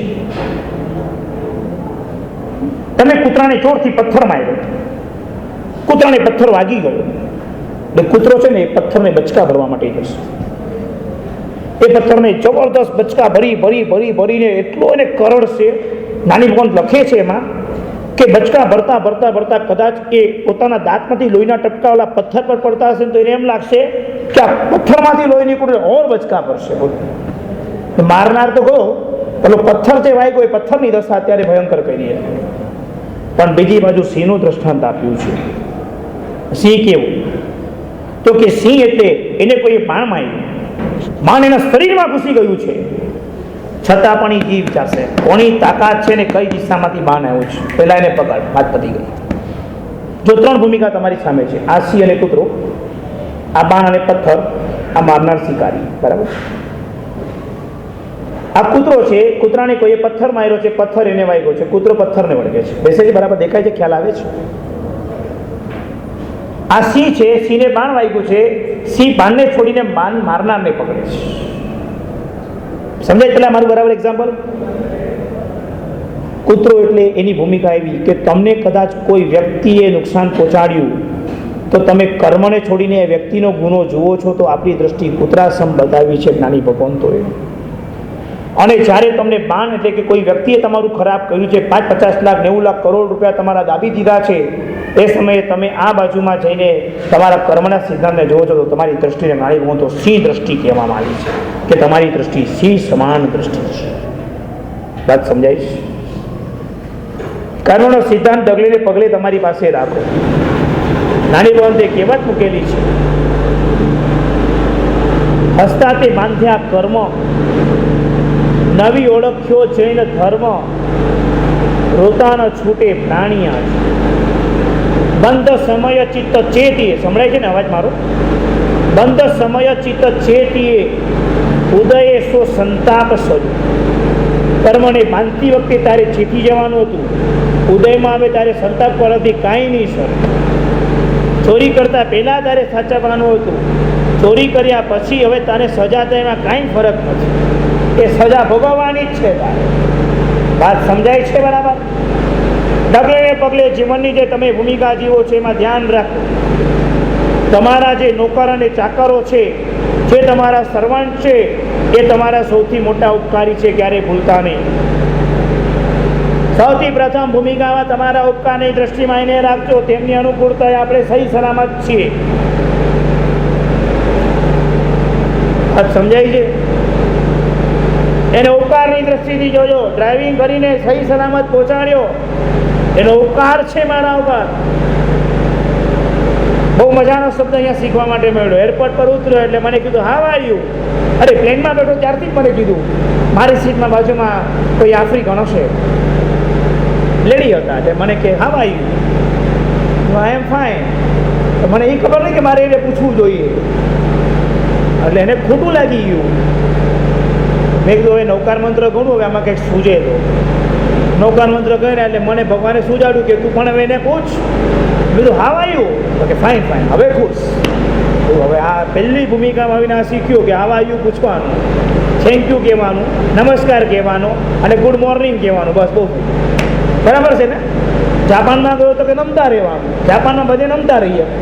બેંકોકની અંદર નમતા રહેવાનું અને સવારી ખાપ આમ કરવાનું, બસ સવારી ખાપ, ખાપું ખાપ, બસ કોઈ બી મળે સવારી ખાપ. બેંકોકના પ્રદૂષણમાં સવારી ખાપ શીખ્યા એટલે નમસ્કાર. જાપાનમાં ગયા, બધે નમતા રહ્યા, કામ થતું રહે. ભાષા નહીં બોલવાની, બધે નમતા રહેવાનું. નમે તે લોકો એટલું બધું રિસ્પેક્ટ લાગે એટલે બધા અમને એકદમ ખુશાલથી વાત કરે. અને ત્રીજા નંબરમાં પહોંચ્યા હવે અહીંયા, તો અહીંયા 3 વસ્તુ શીખી ગયો. બરાબર શીખ્યો છું ને? ભૂલ નથી ને? હાવ આર યુ એમ પૂછવાનું, ગુડ મોર્નિંગ કહેવાનું, થેન્ક યુ કહેવાનું, એટલે કામ ચાલ્યા કરે. 2 દિવસથી આમ જ કામ ચલાવ્યું છે, હજુ બી ચાલતો રહીશું, વાંધો નહીં આવે. એમ કરતાં કરતાં રિટર્ન એરપોર્ટ સુધી પહોંચી જઈશ. મજાના 3 શબ્દો શીખવા માટે મળ્યા છે. આમાં પ્રભુનો ધર્મ છે, આમાં પ્રભુનું શાસન છે, આમાં પ્રભુની ભૂમિકા છે. કેટલો મૈત્રી ભાવ દેખાડે છે આમાં. તમે કેમ છો, હાવ આર યુ. પણ હજુ ભૂમિકા ઉપર છે. તમે સાધુ સાધી જગત પાસે ક્યારેક ગયા હશો, જતા હશો, ઇન્ડિયા આવતા હશો, ત્યારે તમે સાહેબજીને શું પ્રશ્ન કરો? શું પૂછો તમે સાહેબજીને? સાહેબજીને શું પૂછો તમે? સુખ સાધામાં છો? હા, ફાઇન. કોને આવડો જવાબ? Very good. સુખ સાધામાં છો. અને તમે સંસારીને મળો તો શું પ્રશ્ન કરો? તમે કેમ છો? બોલો હવે આ 2 પ્રશ્નોનો ફરક કેટલો? સંયમી આત્મામાં તમને પાક્કી ખબર છે કે આ સંયમી આત્માઓ સાતામાં જ હોય. એ તમારો પ્રશ્ન આવ્યો, સાહેબ સુખ સાતામાં છો? રોગ તો એમને પણ આવે, કર્મ તો એમને પણ બંધાય, અને એમને પોતાને દુઃખના દિવસો પણ આવે, શરીરમાં રોગ આવે ત્યારે, પણ એ સાતામાં જ હોય, સુખમાં જ હોય. પણ એ જ પ્રશ્ન જ્યારે તમે સંસારીને પૂછવા માટે જાઓ છો ત્યારે શું પૂછો છો? કેમ છો? I doubt. તો દુઃખી પણ હોઈ શકે છે, સુખી પણ હોઈ શકે છે. સમજાય બરાબર? સુખ સાધાની ભૂમિકા પ્રભુનું શાસન આપણને બતાવે છે કે તું સુખ સાધામાં છો, એ પ્રભુના શાસનના વ્યક્તિઓ હોય છે. આજથી તમારો તમે કેમ છો એ સ્લોગન નહીં હોય, તમારું સ્લોગન શું હશે? આજથી સાતામાં છો છે ને આપણું શાસન. અત્યાર સુધી સંસારમાં તમે કેમ છો એ પૂછાયું છે, આજથી તમે પ્રભુના શાસનમાં એમ પૂછવાના છો. કોઈ મળશે ને સાતામાં, સાતામાં છો એમ પૂછશો. ભલે અરે કાંઈ કહ્યું નથી, નૌકારસી કરીશ, અરે કાંઈ વાંધો નહીં, સાતામાં તો છો ને? પ્રતિવન કરો છો, સામાયિક કરો છો, પૂજા સેવા કરો છો, ધ્યાન કરો છો, કાયોત્સર્ગ કરો છો, તમે સાતામાં છો ને? આટલો અદભુત શાસનની અંદર તમે મજા માણી રહ્યા છો. આજથી તમારા પ્રશ્ન છે સાતામાં, અને તમારો જવાબ શું હશે? દેવ ગુરુ પ્રસાદ. દેવ અને ગુરુની કૃપાએ મારું કામ ચાલી રહ્યું છે. તમે એમ કહેશો મેં કહ્યું, બોલો ભૂખ્યા તો તમે જ રહેવાના છો કે નહીં?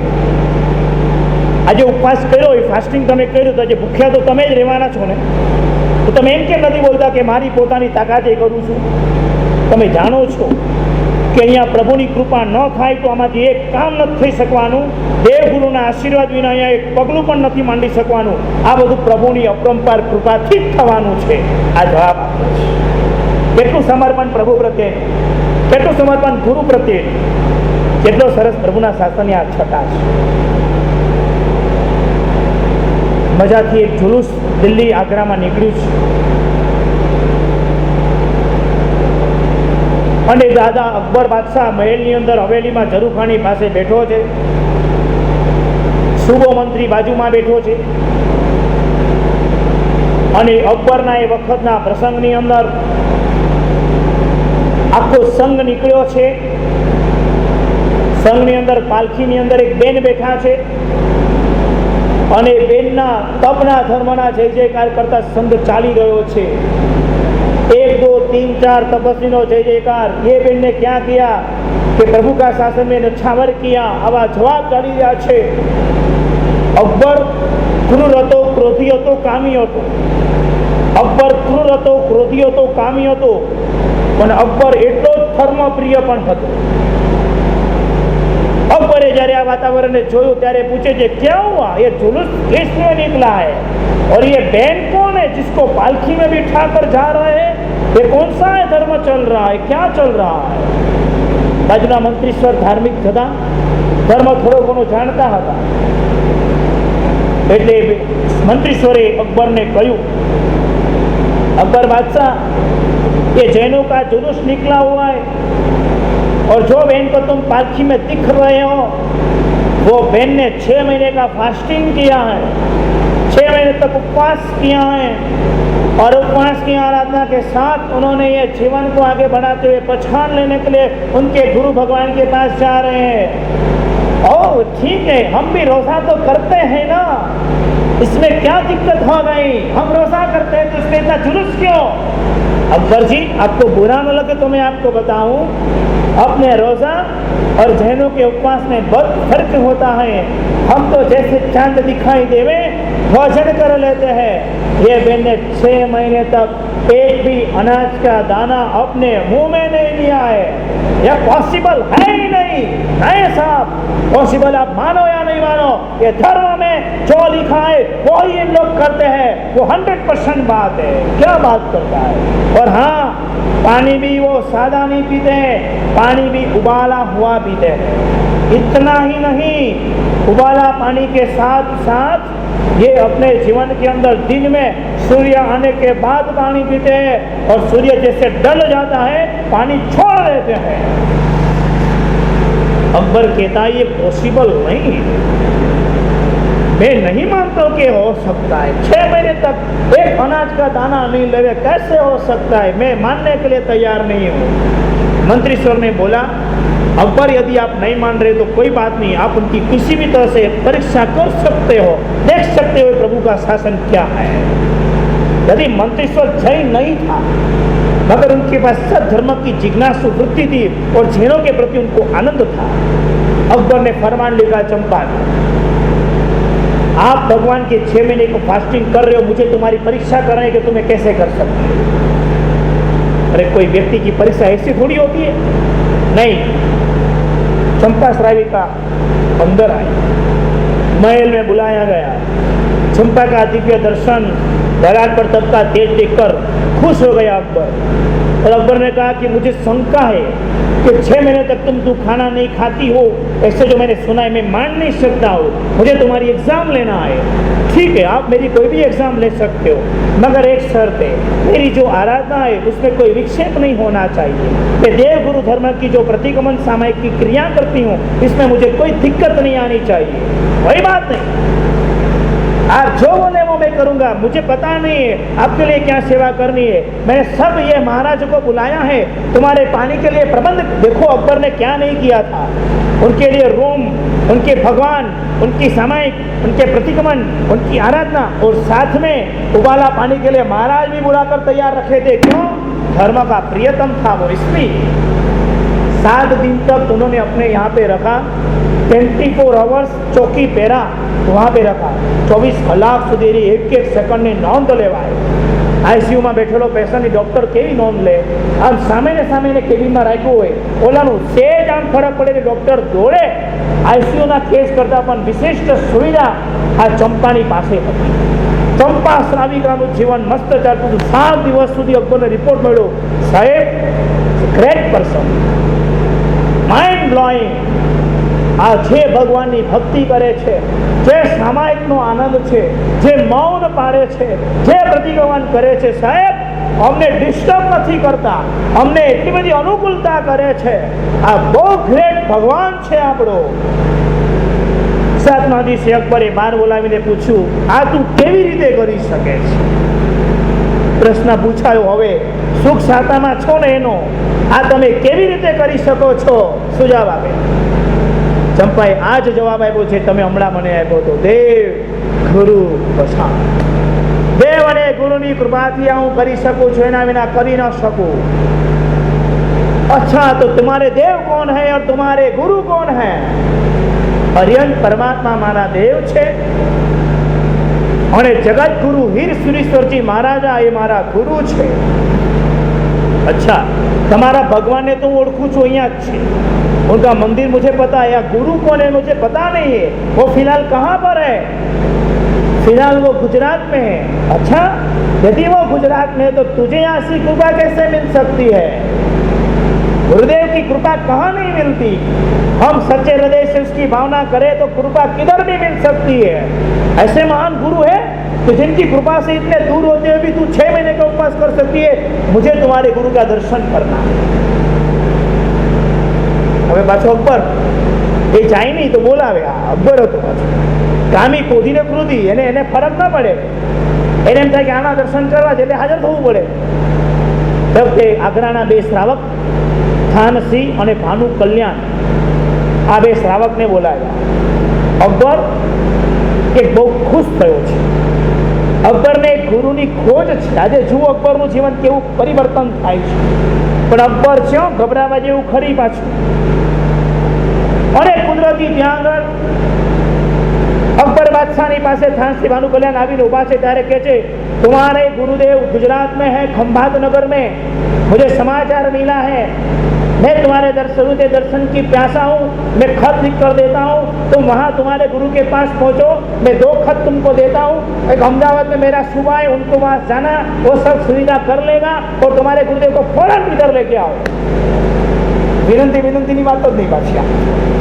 આ વિનંતી તો આપણા ભગવાનના શાસનમાં મળે. અહીંયા તો ઓર્ડર જ હોય બધા. અકબર છે ને એને એમ કે દુનિયામાં સૌથી મોટી સત્તામાં હું બેઠો છું. પણ ધર્મના ગુરુની તાકાત શું? બપ્પકટ્ટસુરી આમ રાજાના ગુરુ હતા. કલિકાશ્રમ હેમચંદ્રાચાર્ય કુમારપાળ રાજાના ગુરુ હતા.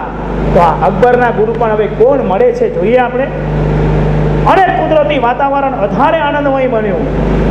થાનસિંહ ભાનુ કલ્યાણ ત્યારે આ ઈમેલ ને શું છે બધું, વોટ્સઅપ, ઈમેલ ને ટ્વિટર ને ફેસબુક ને તો હતું જ નહીં જમાનામાં. નો ટપાલની પણ સુવિધા એટલી વીક હતી, નો પ્લેન, નો કઈ વસ્તુ મળે. ત્યાંથી નીકળે સાંડ ઉપર બેસીને આવવાનું. સાંડ ઉપર 12 દિવસે ગુજરાત પહોંચાડે. સાંડ 12મા દિવસે ગુજરાતમાં અમદાવાદના સુબાની પાસે પહોંચ્યા. અકબરનો ખત સુબાને હાથમાં આપ્યો અને સુબાએ ખોલ્યો. સુબો અંદરથી ધ્રુજી ગયો, કારણ કે 7 દિવસ પહેલા એ જ સુબાએ હીરસુરી મહારાજને મારવા માટે માણસો મોકલેલા હતા. અને એ જૈનના આચાર્ય પર 11 કેસ થઈ ચૂકેલા હતા. જેને જેને દીક્ષા આપી હતી એના પરિવારોએ સુબાને ફરિયાદ કરેલી, હીરસુરી મહારાજને પકડો ને એને જેલમાં નાખી દો.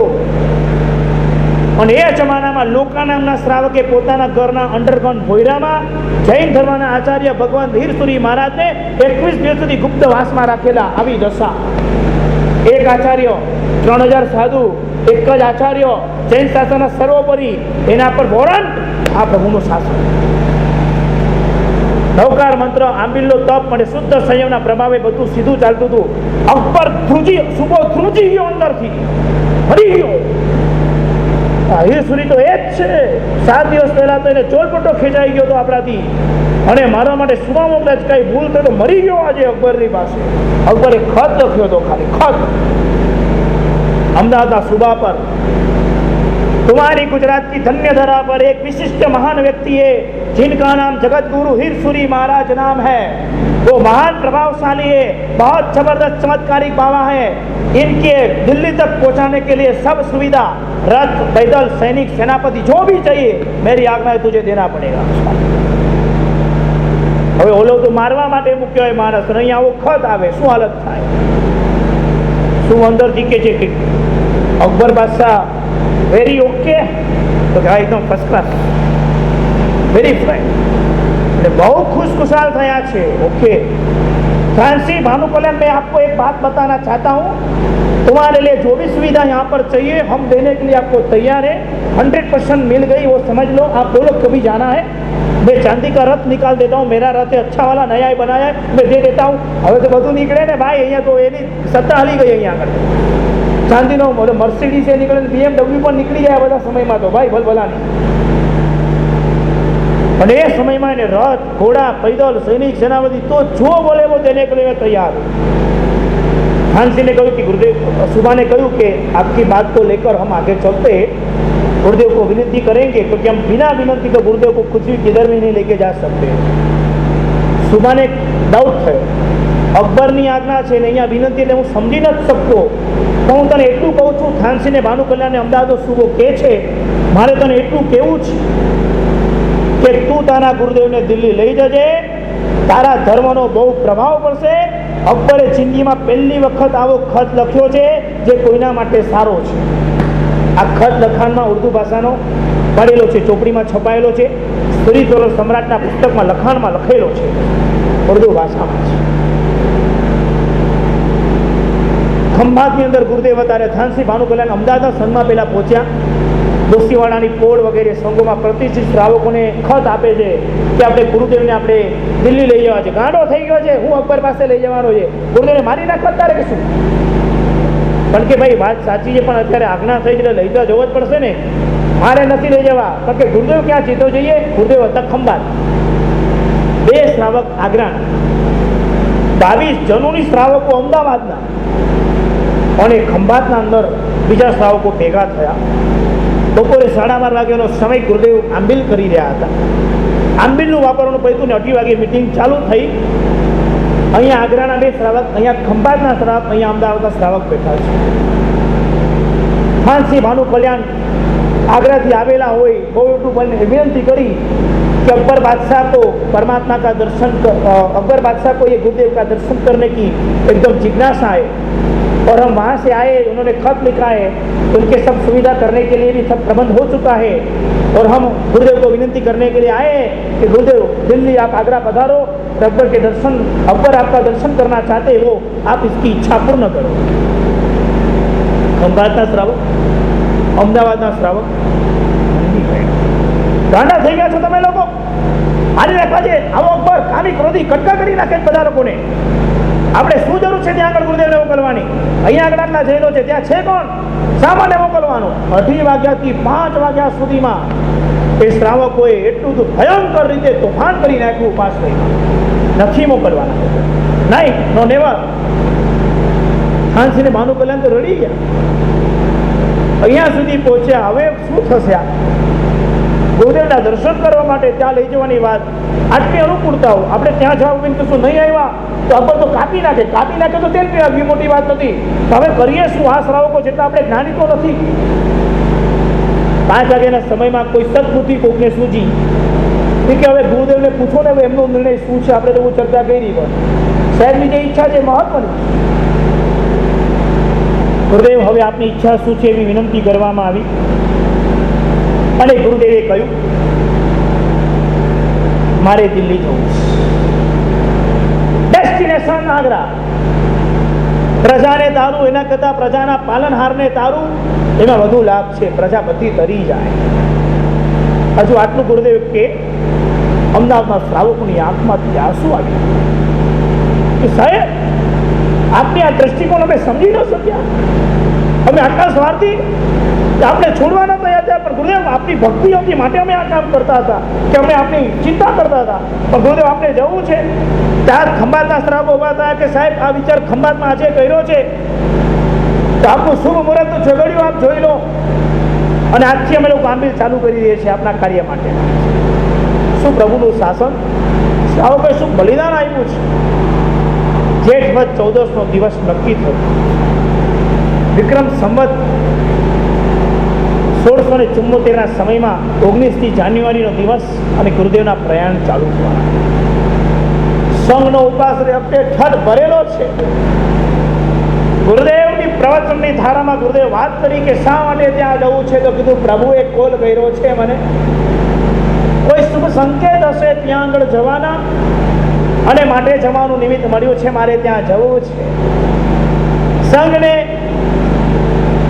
પ્રયાણ કરતી વખતે સંઘના અંતિમ આશીર્ લઈને હું નીકળીશ અને દિન પ્રતિદિન સૂર્યની જેમ વૃદ્ધિ પામતી ગતિ આગળ પહોંચીશ અને ત્યાં જઈને પ્રભુના શાસનનો જય જયકાર કરવાની તૈયારી કરું છું. બે વિમલ ઘણી બાજુમાં બેઠા હતા, એને પોતે ગુરુદેવના કાર્યની વધામણી કરવા માટે સંઘને પ્રોત્સાહિત કર્યો અને સંઘમાં આરાધનાની જોડી મુકાઈ.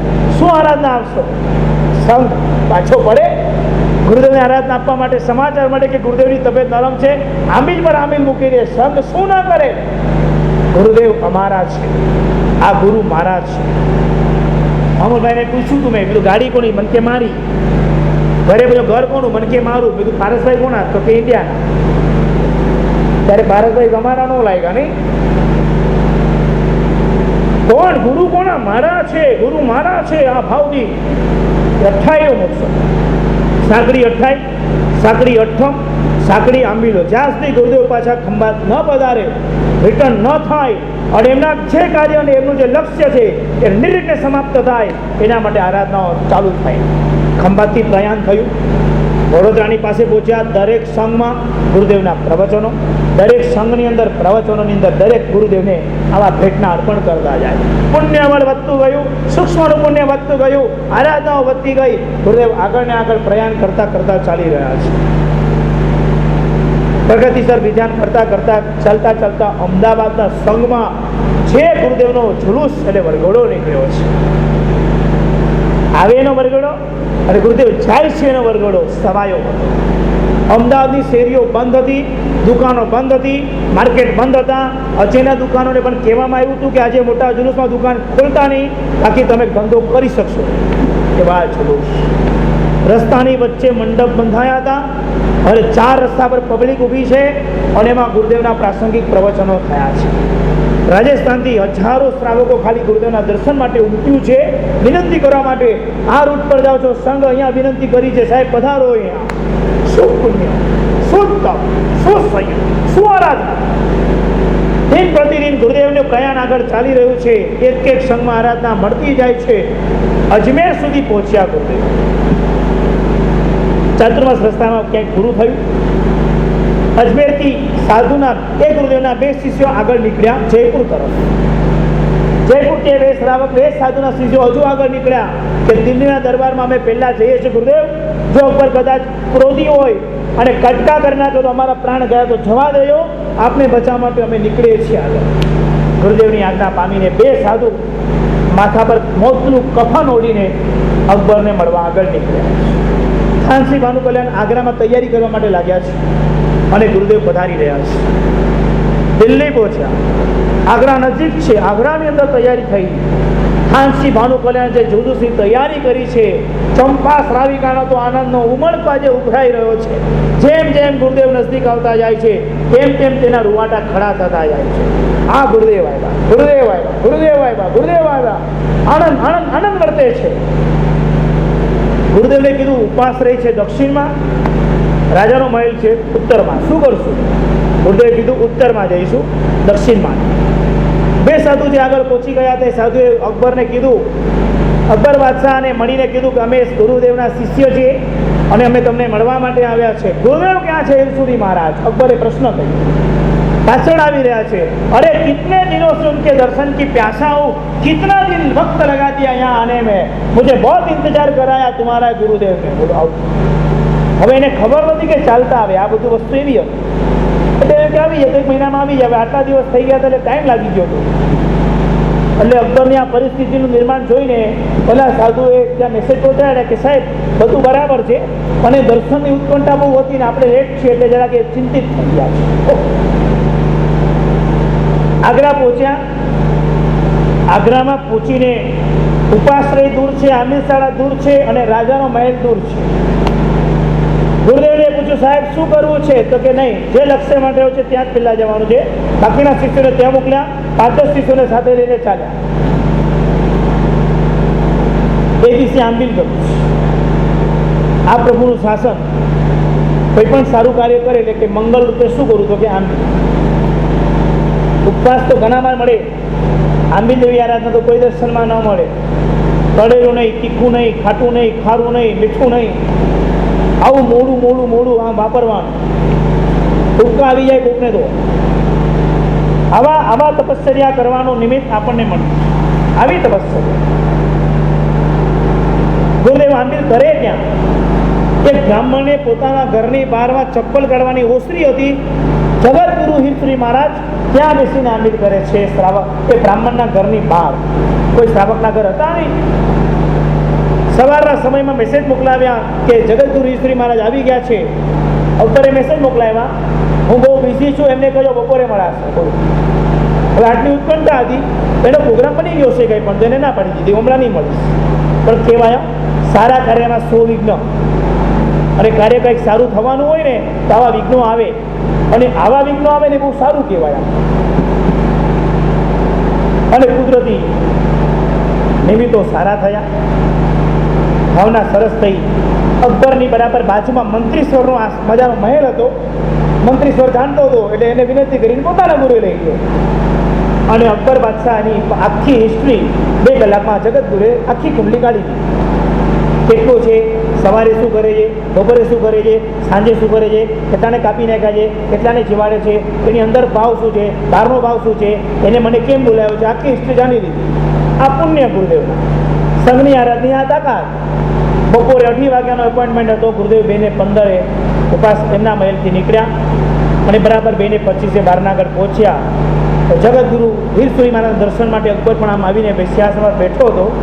જેવા જગતગુરુનું એલાન થયું, ઉભા રહેલા ત્યાં દ્વારપાળોએ એલાન કર્યું, જગતગુરુ હિરશ્રી પધાર રહે હે. અકબર ઉભો છે સિંહાસન. આ પહેલી ઘટના હતી કે જગતગુરુ હિરશ્રીના દર્શન માટે અકબર એના લાઈફમાં ફર્સ્ટ ટાઈમ આવી રીતે ગાદી પર ઉભો થયો. ધર્મ વસેલો હતો, ધર્મ પ્રિય હતો, કામી ક્રોધી ચોક્કસ હતો, પણ ધર્મ પ્રિય પણ એટલો જ હતો. માટે 11 દાદરા પર એનું સિંહાસન હતું. 11 દાદરા નીચે ઉતરી ગયો. ફટાફટ હાથ જોડીને એના દીકરાને બહુ મારે દે, અમીન ઈશ્વર નીચે આવ.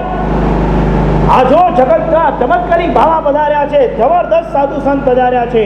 પગે લાગ્યા અને પહેલો પ્રશ્ન કર્યો ગુરુદેવને, અહીંયા આવવા માટે બધી વાર કેમ लगाई?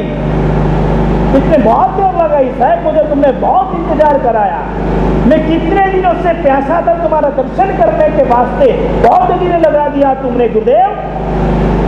गुरुदेव ने कहा बात तो तुम्हारी ठीक है, मगर मुझे चल कर आना था, 3.5-4 किलोमीटर चलने का व्यवहार करना था, पर बिहार में पैदल चल के आया हूं तो मुझे टाइम लगेगा ही ना. क्या बात करते गुरुदेव, आप पैदल चल के आए? क्या मैंने अहमदाबाद में सुबह को लिखा था तुमको रथ चाहिए, तुमको घोड़ा चाहिए, 2 चौकड़ी चाहिए, तुम्हें देने के लिए मैंने लिखा था कि आपको सुविधा नहीं दी क्या? अभी सुबह को बोला था उसको मैं कटका करूं. नहीं शुरुआत अकबर जी, ऐसी कोई बात है ही नहीं. अहमदाबाद की सुबह ने तो कितनी सारी सुविधा दी थी.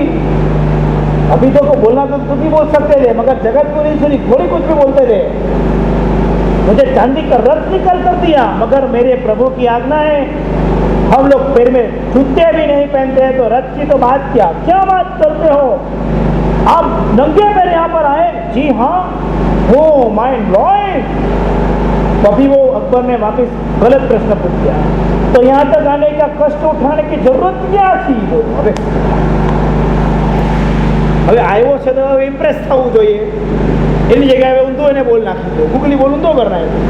તો હવે આટલું કષ્ટ લઈને અહીંયા આવવાની જરૂર શું હતી? હવે આખી બાજી પલટાઈ ગઈ, માર્કેટ ડાઉન થઈ ગયું. આપણે જે ધારતા હતા કે ચાલો અકબરને આમ ઇમ્પ્રેસ હશે ને, એ આમ જોશે ને, ખુશ થશે ને, ભગવાનની જે ભક્તિ કરશે, આખી બાજી બદલાઈ ગઈ. મુરલીધરનો સ્પિન ઊંધો જતો થાય તો એ વિકેટ પણ જે કઈ વ્હાઇટ બોલ બી થતો રહે, આવું થઈ ગયું. તો હવે કરવું શું? પણ ગુરુદેવ એટલા જ્ઞાની હતા, આ પ્રભુનું શાસન અને પ્રભુની કૃપા એમને જવાબ સુજાડ્યો, अकबर जी धर्म के शासन की प्रभावना करने के लिए कहीं पे भी निकलते हैं तो कभी कष्ट होता ही नहीं. हम तो कष्ट को अपने सिर पर लेकर निकले. कष्ट पालना वो तो हमारा धर्म और प्रभु की आज्ञा है। हम कष्ट पालन करने के लिए तो निकले, ज्ञान में कोई कष्ट नहीं हुआ। अच्छा क्या बात करते हो? हाँ, हम कष्ट को कष्ट समझते नहीं है, हम कष्ट को साधना समझते हैं। ओहो, बहुत बहुत बढ़िया गुरुदेव, क्या आपकी भूमिका है, विचार सब नहीं है। मैं बहुत खुश हुआ हूँ। चलो गुरुदेव, मैं मेरा महल आपको दिखाता हूँ। कितना बड़ा मेरा महल है, आज तक किसी को नहीं दिखाया, आपको पहली बार दिखाता हूँ। पाछा ईश्वरी महाराज को भले भाई, लोहा है लोहा, उसको बराबर एक गर्म होने दो, फिर गांठ गढ़ने की मजा आएगी। अभी कुछ मजा नहीं है। ईश्वरी महाराज महल बतावा માટે લઈ જાય છે। સોનાનો ડોમ હતો, સોનાનો ડોમ, ચાંદીના પલંગ અને સોનાની પાટો હતી, ઝવેરાતના મજાના બારણા હતા, ઝરૂખાના કિનારે પર સોનાની પટ્ટીઓ મળેલી હતી, પડદામાં સોનાના તાર જેવા હતા, નીચે મોતીઓ બસરા મોતી ડાન્સ કરી રહ્યા હતા। પલંગ પરની ગાદી પરના મખમલના જે ઓઢવાના બિછાણા હોય એમાં એક એક પર મોતીઓ લાગેલા હોય, એ મોતીઓ આમ બે ભટકાઈને એમાંથી સંગીત પેદા થાય એવું વાતાવરણ હતું। નીચેની જે જાજમ હતી એ જાજમો બી જેટલા પ્રાણીને પોતે માર્યા હોય એ પ્રાણીની રૂવાટીઓ કાઢીને જાજમ બનાવેલી। તો ભાઈ આ મારી તાકાત। જેટલી ઉપર ખીટીઓ હતી હરણના શિંગડાની હતી, પોતે જેના શિકાર કર્યા હોય એ પ્રાણીને લાવીને લટકાડેલા હતા। મારી પ્રસિદ્ધિ છે। જાજમ પર અકબર આગળ ચાલતો ગયો ને ગુરુદેવ ઈશ્વરી મહારાજ જાજમ પર ચાલ્યા વિના અટકી ગયા। અકબર આગળ વધતો જાય, સાહેબ આ જુઓ, સાહેબ આ જો મેં શિકાર કરેલો હરણને માર્યો હતો, જો આ હરણ, સાહેબ આ રીંછ મેં 1000 ફૂટ દૂર ઉભા રહીને એને માર્યો હતો। અરે સાહેબ કેમ ઉભા રહી ગયા? તમારા જીવડા છે નીચે શું? અને એ ખબર હતી કે જેનો જીવમાં બહુ મારે। જગતનું રીંછમાં જાજમ જોઈ નથી, પહેલી વાર મહેલમાં આવ્યા છે। જાજમની નીચે શું છે કાંઈ ખબર નથી, પણ પ્રભુની આજ્ઞા, અમારા પ્રભુની આજ્ઞા છે કે આ જાજમ પર પથરેલી હોય તેમાં નીચે ચાલતા નથી। એમ છે અંદર શું જીવડા છે? જો જીવડા નહીં નીકળે તો કાપી નાખીશ। બરોબર, એને તો ઊંધું પડે તો બધું બચી જાય, મગજ તો ગુસ્સાવાળું હતું। પણ પ્રભુનું શાસન, પ્રભુનો ધર્મ ક્યાંય પાછો પડ્યો છે? 500 સેવકોને બોલાવ્યા, જાજમ મારો, જાજમ પાડી, જીવડાઓ ફરતા દેખાયા। શું જ્ઞાની છો ગુરુદેવ? જાજમની નીચે તમને દેખાય છે। નતમસ્તક વંદન કરીને લાંબો સાષ્ટાંગ પ્રણામ કર્યા અકબરે। તો આ જ્ઞાની આવ્યા છે, કઈ આ તો ભગવાનની આજ્ઞા પાલી દીધી। પણ આ જો આ અંદર શુદ્ધતા હોય ને આ સર્જન થાય, બાકી ન થાય। હવે અકબરને કોઈ વિકલ્પ નથી, એને માની લીધી કે આ મહાન વ્યક્તિ છે, આ ચમત્કારી છે, આને અંદરનું દેખાય છે, આ બહુ જ્ઞાની છે, ચાલો સાહેબ આગળ લઈ જાઓ। આગળ ગયા અને ત્યાં આગળ બધી વચ્ચે એક સરોવર હતું, ચારે બાજુ પિંજરા હતા અને પિંજરામાં ચકલીઓ ચી ચી ચી ચી કરી રહી હતી। અકબરને રિપોર્ટ મળી ગયો વીરસુરી મહારાજને, રોજ સવારે બ્રેકફાસ્ટમાં 1.25 સેર એટલે કે 1.25 કિલો ચકલીની જીભનો એ બ્રેકફાસ્ટ હતો। ચકલીની જીભ, બીજું કાંઈ, એનો બ્રેકફાસ્ટ હતો। એ બધી ચકલીઓ અહીંયા પાથરેલી હતી। બસ वीरश्री महाराज अकबर ने, अकबर ये पंखी क्या बोल रहे तुझे समझ में आता है? नहीं गुरुदेव, ये पंखी का क्या समझ में आएगा, वो उसकी भाषा थोड़ी हमको समझ में आती है। गुरुदेव क्या आप पंखी की भाषा समझते हो? गुरुदेव कहा मैं समझता हूँ। अच्छा ये क्या कह रही है? मिर्जा यहाँ पर मुझे देखकर वो एकदम खुश हो गई है और मुझे ऐसा लग रहा है कि उनको मेरा दर्शन के पावन हो गई, इसलिए वो एकदम खुश खुश आज बोल रही है और वो कह रही है कि मुझे यहाँ से मुक्त कराओ।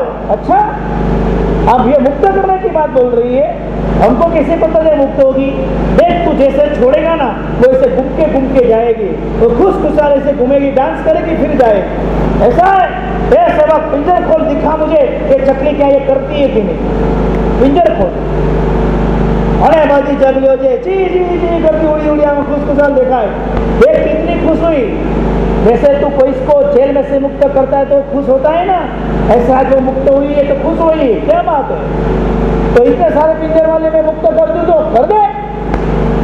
दूसरा तीसरा चौथा पांचवा 50 पिंजर आजू बाजू में थे। सारी चकलियां पहले दिन में उन्होंने गुरुदेव की आज्ञा से खुश खुशहाल करके चकली को भेजा। जगत गुरु ईश्वरी महाराज ने बेसवा माटे सोनानी पाट बनावी हती ने કઈ પાટ? સોનાની પાટ.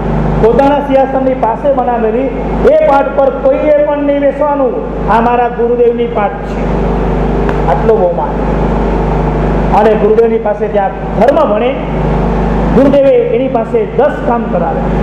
શત્રુંજયનો કર માફ કરાવ્યો. ઝાંઝિયા કર લેવાતો હતો, જાત્રા કરોડે પૈસા આપવાના, એ માફ કરાવ્યો. નંબર 2, જેટલા બી એના તહેવાર આવે, મુસ્લિમના જેટલા બી તહેવાર આવે, બધા તહેવારોમાં એને જીવદયા બનાવે.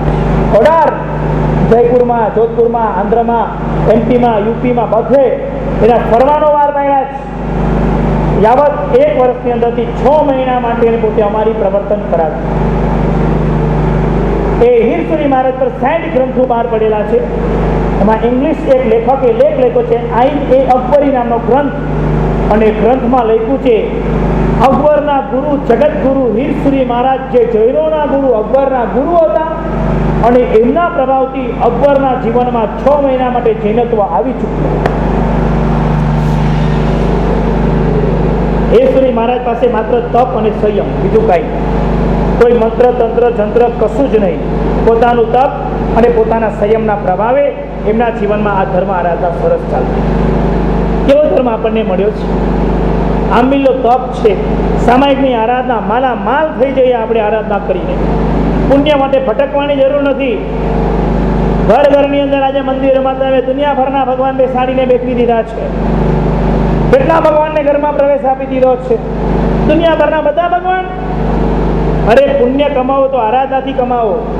આંબીલ કરો, સામાયિક કરો, રોજ પૂજા સેવા કરો, આરાધના કરો, પ્રતિક્રમણ કરો, પાપોનું કન્ફેશન કરો, પ્રાયશ્ચિત કરો, પશ્ચાતાપ કરો, કોઈને નડો નહીં. આ ધર્મ આપણે કરીએ તો ઘણું કામનું છે. બે વ્યક્તિઓ ઉપર પહોંચ્યા ટેરેસ પર, એક મિયાભાઈ એક જૈન વણ્યો. શ્રદ્ધા કોની સાચી કે જોવાનું. ઉપરથી કૂદકો લગાડવાનો, જે નીચે આવે ને બચી જાય એની શ્રદ્ધા સાચી. એટલે વાણિયા બુદ્ધિ વાપરી કે ભાઈ એક કામ કર, તું પહેલા કૂદ ને પછી હું કૂદું. તારા તૂટે તું બચી તો જાઉં કમસે કમ. મિયાભાઈ તો કૂદકો લગાવ્યો, યા અલ્લાહ બિસ્મિલ્લાહ કરીને કૂદ્યો નીચે. 7 6 5 4 3 2 1 નીચે આવીને ઉભો રહી ગયો. એટલે કાંઈ ન થયું. હવે નીચેથી હું વાણિયા ઉતાર, હવે નીચે જઈને કીધું ઉતાર. જઈને અંદરથી ગભરાઈ તો ગયો કે મર્યા, આવે આ તો બચ્યો, હવે આપણું કાંઈ નો થાય સારું બચ્યું. એટલે 7મો માળા વડે યાદ કર્યા, હે અંબા માતા, જય ભવાની, જય અંબે. 6ઠ્ઠો માળા વડે યાદ કર્યા, ગણપતિ બાપા મોર્યા, પુરુષાવર્તી લવ કર્યા. કેટલા શ્લોકોનો ગાય થાય ને ન ગાવાના વાત. વક્રતુંડ મહાકાય સૂર્ય કોટિ સમપ્રભ. 6ઠ્ઠો માળા આવ્યો અને એને કૃષ્ણના જજને યાદ કર્યા, ચર્ચના બેલના ઈસુ કૃષ્ણ રામ રામ રામ બધું કરી દીધું એટલી વારમાં. હજુ નીચે આવ્યો, ચતુષ્ટ પારસીના ધર્મને યાદ કરી દો. હજુ નીચે આવ્યો, શિરડી વાલે સાઈ બાબા આયા તેરે દ્વાર પે તિહારા, એ ગીત ગાઈ દીધું. ઓ મેરે સાઈ દેવા આમ કરી દીધું.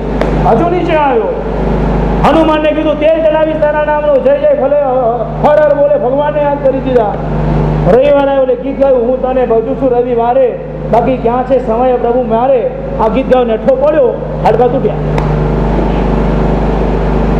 પછી ઓપરેશન થયું ને સારો થયો એટલે મળવા ગયો. સૌથી પહેલા જેને યાદ કરે છે ને મળવા માટે પહોંચ્યો સોમવારના દિવસની. એમ કે તને યાર બોલાવ્યા હતા, તમે આવ્યા નહીં મને. તો કે નીકળ્યો જ તો હું તને બચાવવા માટે, પણ તે તરત ગણપતિને યાદ કરે. મેં કીધું કે આપણું કામ તો ગણપતિ કરી શકશે. એટલે ઉમેશી એ વાત તમારી સાચી. ગણપતિને મળવા ગયો કે ગણપતિ બાપા લાડવા કેટલા ખાધા, મને બચાવવા નહીં આવ્યા. તો કે નીકળ્યો જ તો, પણ તે ઓલા પછી મારી બાજુ ચર્ચમાં ઓલા ઈસુ ખ્રિસ્ત તો કેટલો મોટો પ્રભાવશાળી માણસ છે. તો હવે તે આવવાને યાદ કરે તો મેં તો બેસવા એ કામ બતાવી દેશે. આ બહુ મોટું કામ નહોતું તારું.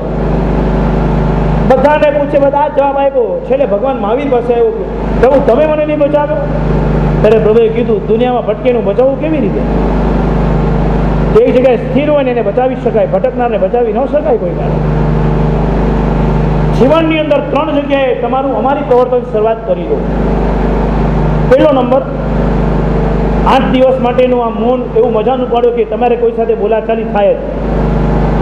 મૌનમાં 2 વસ્તુ બોલવાની છૂટ, ભગવાનના સૂત્રો બોલવાની છૂટ, પ્રતિકોના સૂત્રો બોલવાની છૂટ, બીજું કાંઈ પણ નહીં બોલવાનું. હું પ્લેનમાં હું શીખીને આવ્યો હતો, ન સમજાતો બસ ગાડી ચાલ્યા કરે. પછી 3 જગ્યાએ તમે વચ્ચી જાઓ, કંઈ નહીં, કામવાળીઓને સમજાય બધું, તમારું સારું કઠોળ બનાવવાના ને બધું અહીંયાના લોકોને આવડે જ. 2 દિવસ મેં જોયું તો બધું આમ બરાબર કરે છે. ગુજરાતી જેવું જ શીખવાડી દીધું તમે લોકોને. એટલે રોટલી બનાવી દેશે, મગનું શાક બનાવશે ને બધું એને આઈડિયા આવશે. પણ લખી દેવાનું, મગ પૂરી ફલાણું ફલાણું ફલાણું લખાઈ ગયું. 8 દિવસ માટે મૌન, એક અક્ષર બોલવાનો નહીં. બોલીએ તો બગડે ને, બોલવું જ નહીં. બગડવા માટે નહીં બોલવું, નહીં બોલવા માટે બગાડવું નહીં, માટે મૌન પાડવાનું. ચલો 8 દિવસ માટે મૌન. હા, મારી સાથે બોલવાની છૂટ તમને, તમારી સાથે તમે બગાડવાના નથી, પાકી વાત છે. એટલે મારી સાથે બોલવાની છૂટ તમને. વાત સમજાય છે બરાબર? નંબર 1, જો મૌન ન પાડી શકો તો કાંઈ વાંધો નહીં. જીદ યાદ 3 જગ્યાએ પાડજો, મનથી, વચનથી અને કાયાથી. મનમાં કોઈના પણ પ્રત્યે અશુભ ભાવ પેદા નહીં કરતો. Let go, let go. કોઈના પ્રત્યે 8 દિવસ માટે અશુભ વિચાર કે અશુભ ભાવ આપણને આવો ન જોઈએ. 8 દિવસ માટે મનથી કોઈ ખરાબ વિચાર બોલવા દ્વારા કોઈના સંબંધને તોડવા નથી.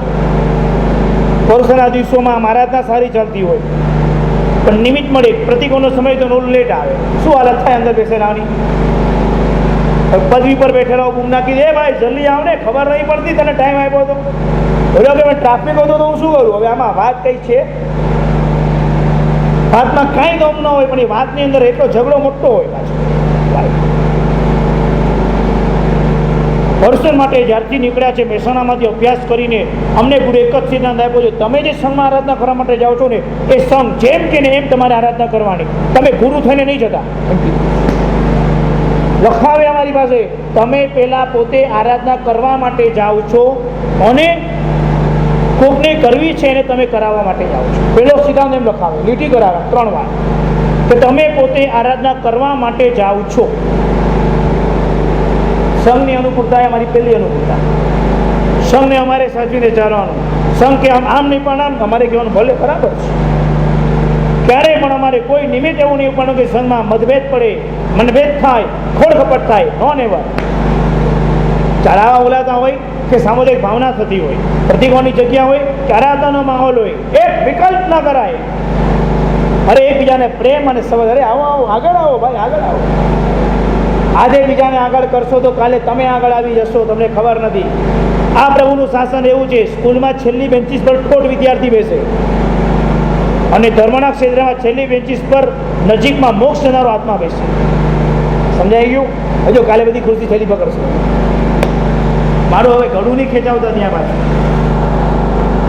છેલ્લી બેન્ચીસ ઇન ધ સેન્સ પાછળ ટ્રેનરો બી આગળ આવે એમ કહેવાનો છે. સમજાય છે? વચન દ્વારા એ કરીને કોઈ આવો વિકલ્પ નહીં કરતા. કસાયોની એકદમ તમારી બોલવાની એક ટ્યુનિંગ ફિક્સ રાખવી. ગાડીની અંદર એક વસ્તુ આવે છે ને, સ્પીડ લિમિટ થઈ જાય પછી એ સ્પીડ પકડી રાખવી હોય તો તમારે એને એરમાં મૂકી દેવા. એક બટન તમે દાબો એટલે એ ગાડી એ સ્પીડમાં ચાલ્યા કરે, તમારે અડવાની જરૂર નથી. વધે પણ નહીં, ઘટે પણ નહીં. તમારો અવાજ તમે એક લેવલમાં મૂકી દો કે આ લેવલમાં તમારે ચાલવાનું.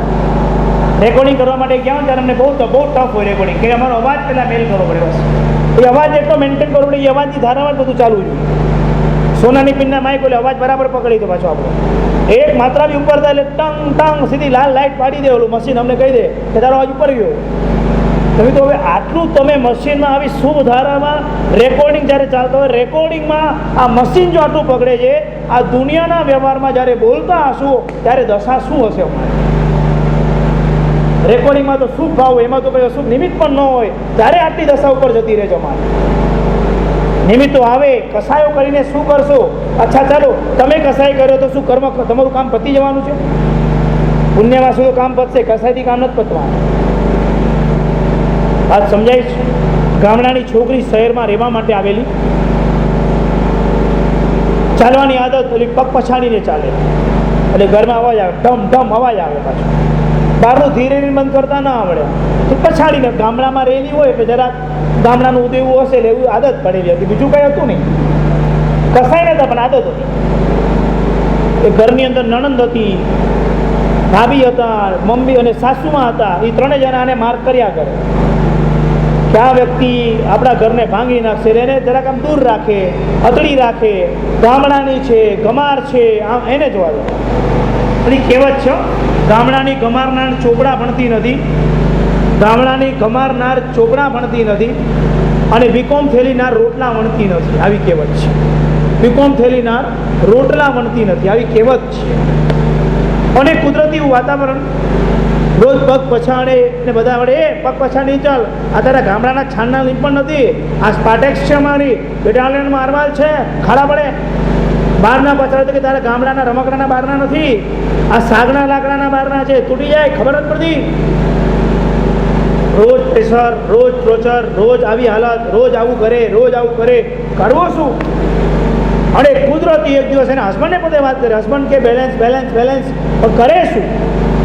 એમ કરતાં કરતાં કરતાં એક દિવસ એને પોતે ઝેર પીધું અને કાગળ લખી દીધું કે મારા પગલાં પડવાથી તમારી ઇટાલિયન માર્બલ તૂટવાની તૈયારી હશે, કાં તો તમારા લાકડાના બારના તૂટી જશે, એ તો નવા કરી શકાય, પણ તમારા કડવા વેણ સાંભળતા સાંભળતા મારું આત્મા સહનશક્તિથી તૂટી ગયો અને એના પગલા રૂપે હું આજે ઝેર પીને મારું જીવન ટૂંકાવી દઉં.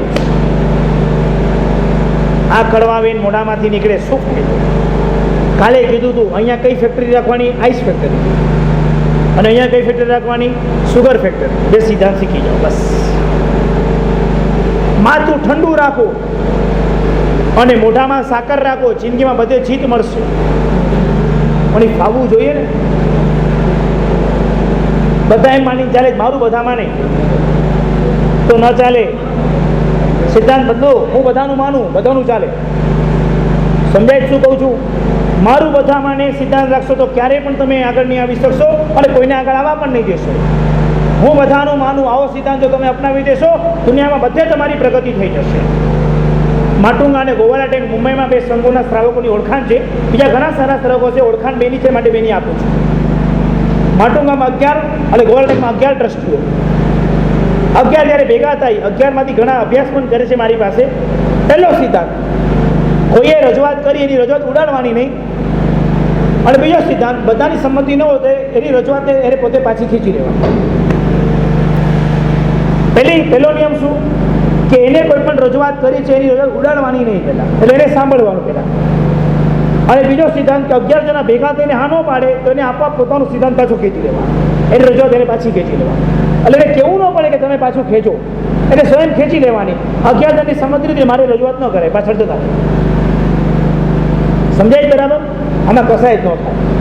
મોટો હોય કે નાનો નહીં, જો મોટા મોટા નાનાએ પણ ના પાડી હોય તો તરીકે મોટાએ પાછળ જવાનું. નાના એકવાર ના પાડે એકવાર પાછળ જતા રહેવાનું, પછી વિચારવાનું. પણ એકવાર પાછળ તો જવાનું બસ. એટલું સાંગોપાંગ કામ થાય છે બંને સંઘની અંદર, કોઈ ખોટ ખપટ નહીં. દિન પ્રતિદિન મહાપો બી આનંદમાં આવી જાય, એટલું સરસ કાર્ય થાય. કારણ યુનિટી. અમારી પ્રવૃત્તિમાં આપણે એટલું તો શીખી જઈએ આજે. બહુ કસાઈમાં તો આપણે રહેતા નથી, પણ મને દેખાય કે આપણે જ્યાં જીવન જીવતા હોય ને ત્યાં કસાઈ આપણો બહુ થતો હોય. રસ્તા પર ટ્રાફિક તમને નડી જાય, કસાઈ નહીં કરવાનું. તમે કંઈ કરી શકો ને કસાઈ કરીએ ટ્રાફિકને કાંઈ તો શું કામ પણ કસાઈ કરો છો? હું કોને તમારા ગાડીમાં મસ્ત સીડી તમારે રાખવાની કે જે સીડી ભગવાનના પ્રવચનોની હોય, કોઈ વક્તાએ બોલેલી હોય, કોઈ ભક્તિ ગીત ચાલતું હોય, તમારે એમ માનવાનું પ્રભુની કેવી કૃપા છે અહીંયા મને ભક્તિ કરાવે છે. અનાદિકાળના સંસ્કાર પડ્યા છે, પૂછવા માટે રબર આપું જ ને તમને. જો અનાદિકાળથી આ શું થયું છે ને શું થાય છે એ તો આપણે જાણીએ છીએ. શું કરવું છે એ આપણે અત્યારે શીખી રહ્યા છીએ. શું કરવું છે એનો મેઇન સિદ્ધાંત આપણે અત્યારે શીખી રહ્યા છીએ. અને આપણે આવું કંઈક કરવું છે. ઘણી બધી ઈચ્છાઓ છે. અમારી પ્રવૃત્તિ હજુ પહેલું કર્તવ્ય ચાલે છે. મને ઘડિયાળનો સમય ખ્યાલ આવી ગયો છે, 11:30 થઈ છે. તો હું એવું શીખ્યો છું કે મુંબઈમાં તો ટાઈમથી વહેલા પહોંચવાનું અમારે, કારણ કે ગાડીમાં દોડવાનું. પણ મને એમ કીધું છે કે ભાઈ ફોરેન જાઓ તો ટાઈમ પર ચાલુ કરજો, ટાઈમ પર પૂરું કરજો. બધું બરાબર સમજો ને, મારી ભૂલ નથી થતી ને. તમારે પૂરું કરવાનો સમય થયો છે બરાબર કે દઉં નહીં? બધાને અનુકૂળતા જોવી પડે ને. પાછી 5 મિનિટ લઉં છું, વધારે નથી લેવું. આ પર્યુષણ મહાપર્વની અંદર પહેલું કર્તવ્ય અમારી પ્રવર્તન હજુ ચાલી રહ્યું છે. વ્યાખ્યાન પતે એટલે નિયમ આપવામાં આવશે. આ નિયમ બધાએ લેવાનો. હું બહુ સરળ નિયમ આપીશ. આ નિયમ તૂટી જાય તો કોઈ તમને પાપ નહીં લાગે. નિયમનું પાલન થાય તો પુણ્ય બધું તમારું છે. દરેક વ્યાખ્યાન પછી પચખાણ આપવાની વિધિ છે કે પચખાણ કયું, હા આજે શું શીખ્યા, જે તમે આજે આખા વ્યાખ્યાનમાંથી કંઈ પણ શીખ્યા હો એ નિયમ તમારે લેવા. અને કદાચ તમે ન સમજણ પડીએ તો હું તમને નિયમ આપીશ, કેટલો સરળ નિયમ આપીશ, તમને એટલું યાદ રાખજો. આજના દિવસે તમને નિયમ એવો આપીશ કે તમે ગાડી ચાલુ કરતા પહેલાં 4 પૈડા તરફ નજર કરજો કે કોઈ જીવતો નથી ને પછી ગાડી ચાલુ કરવાની. વાંધો છે? કઈ વાંધો છે આમાં? કઈ નિયમ અઘરો છે? આજના દિવસે આપણે અમારી પ્રવર્તન જીવ રહ્યા શીખ્યા છે તો આજે આ નિયમ આપણે લઈએ તો ગાડી ચલાવવાના છો, ખાલી નજર કરવાની, 4 પૈડાને એમ જોઈ લેવાનું કે બધું બરાબર છે ને. કોઈ એમ સમજશે કે તમે હવા ચેક કરી રહ્યા છો, નાની વગર એમ જોશે કે તમે જીવ બચાવી રહ્યા છો, બીજું કાંઈ. કદાચ કોઈ ગલુડિયું કે કોઈ બિલાડી કે કોઈ ઉંદર કે કોઈ જીવડું હશે તો તમે બચાવશો તો ખરી. અને કદાચ જીવ ન પણ હોય તમને પૂરેપૂરો લાભ મળશે જીવ દયા પાડવાનો, કારણ કે તમે પ્રવૃત્તિ એની કરી એટલા માટે. આ નિયમ તમને અઘરો લાગે જ ખરી. દરેક વ્યાખ્યાન પછી એક નિયમ આવવા આપીશ અને એટલું તમે બધા પામો એ જ શુભ અભ્યર્થના રાખીને અહીંયા વિરમું છું. પચખાણ, ઉપવાસ, ચોવ્યાર ઉપવાસ. પહેલા ચોવ્યાર ઉપવાસ આપું છું, પછી પાણીવાળા. સૂર્યવર્તવાય જોવ્યારમ અસરામ પાનમ કાયમમ સાયમ સુધારણમ પરીક્ષાવનારણમ મત્રણમ સત્યાવરણમ મોસી રહી.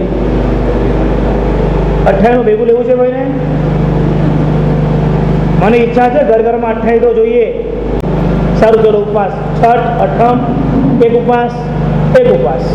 દિવ્યાર ઉપવાસ પાણી વાપરવાને છૂટ આપીશ, એવો ઉપવાસ.